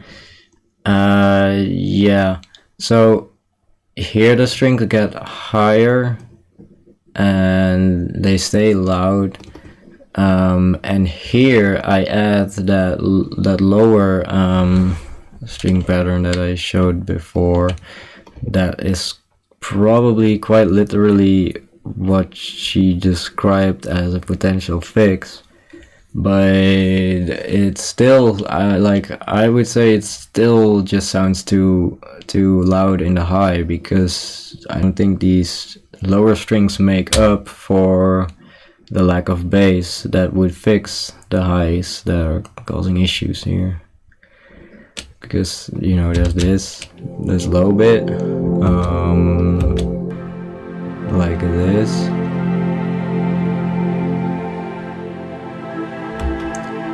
which gets reasonably low. Look here.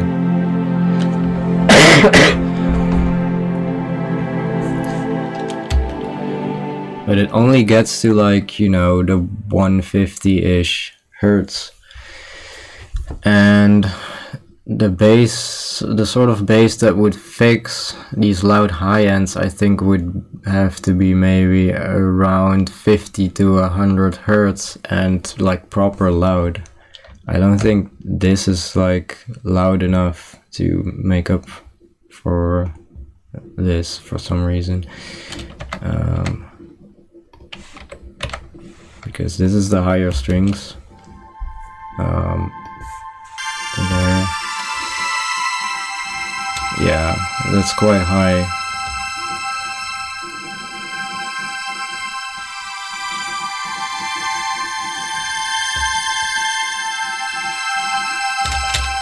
And it is actually like unusually high for strings to play. I don't think strings like ever play this high. It's on like the 8th octave. But it's what I wanted to make. It's what I wanted to make back then.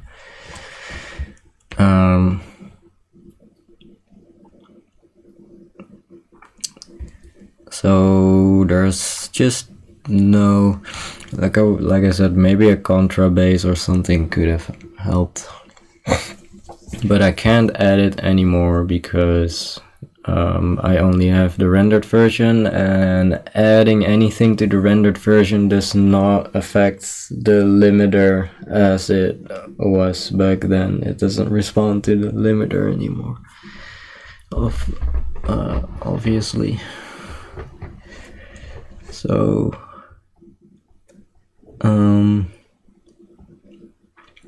and adding it here now just for like research sake, to see if it might fix it, that would also not really work because the volume levels are just all over the place. And I don't think in this case the strings aren't even too high anymore because the volume levels are messed up.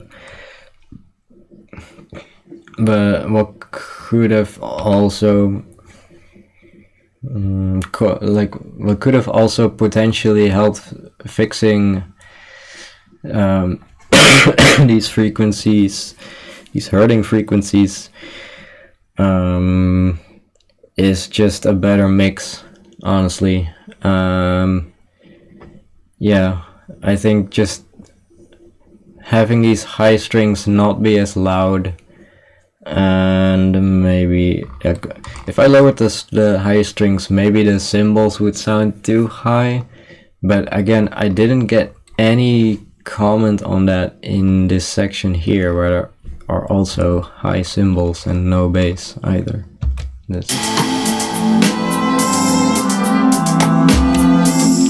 Like I would say these cymbals sound just about as bad, but I guess because the strings are constant, they are worse.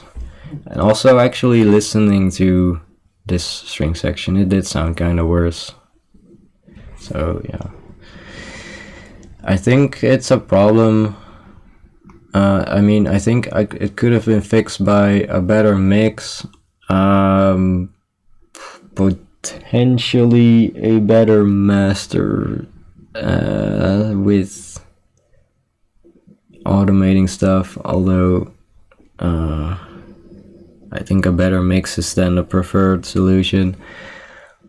Yeah, or just adding this lower fundamental frequency.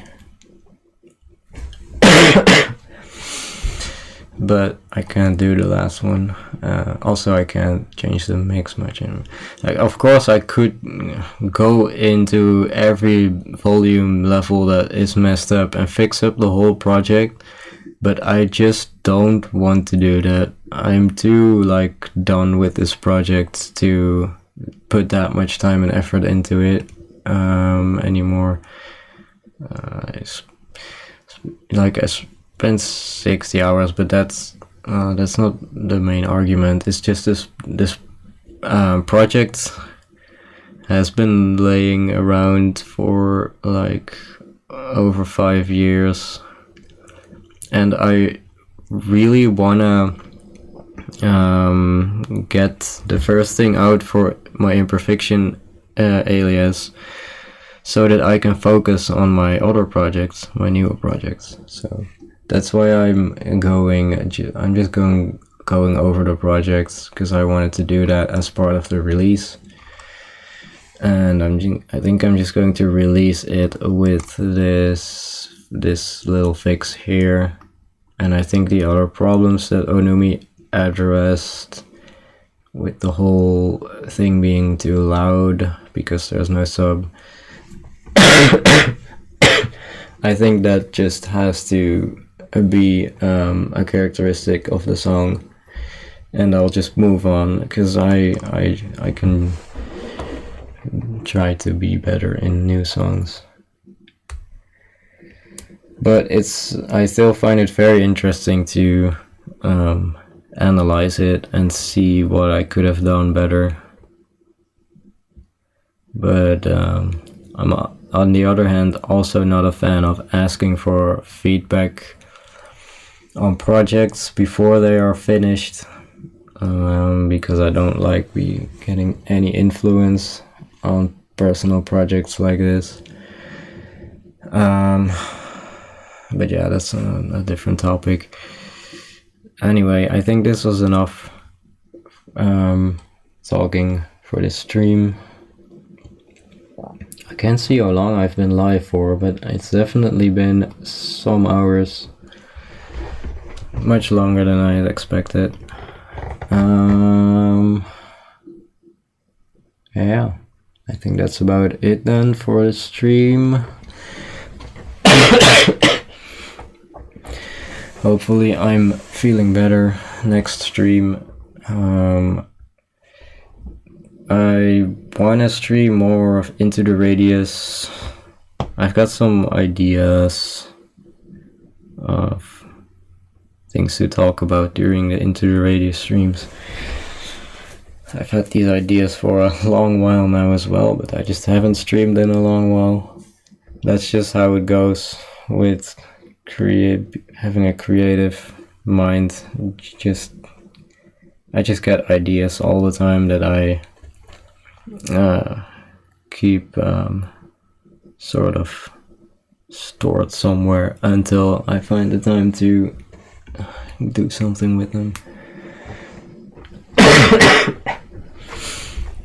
Alright, but yeah, I think this is the first release for Imperfection, and I have absolutely no idea how it's gonna go, how I really feel about putting it out.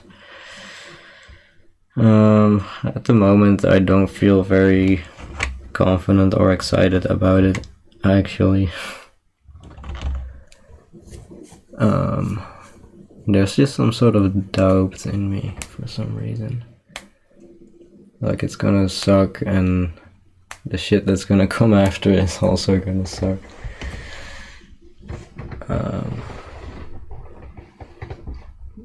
But yeah, let's end it with a happy note, and that is that I did a lot of work on the imperfection alias to get here, and I'm very proud of some of these results. Especially, I think the logo turned out quite well with the backdrops on SoundCloud. But I feel like I always, maybe that's just a sort of an artistic mindset, but I always feel like I gotta be better than what I've put out. And that's just, maybe I'm doubting myself in that, and that I can be better after this. But I probably can, because, just look at all the advice that I got from this.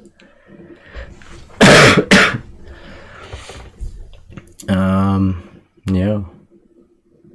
It's also kind of just uncertain what's to come after this release for me. I don't know, I really don't like that. But on the other hand, I really want this to be out there. Alright, I think I should stop talking, because I'm just starting to annoy myself.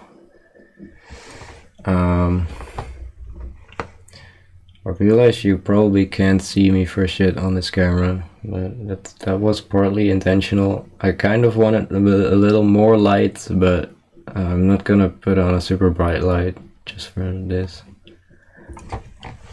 This camera don't pick up light very well.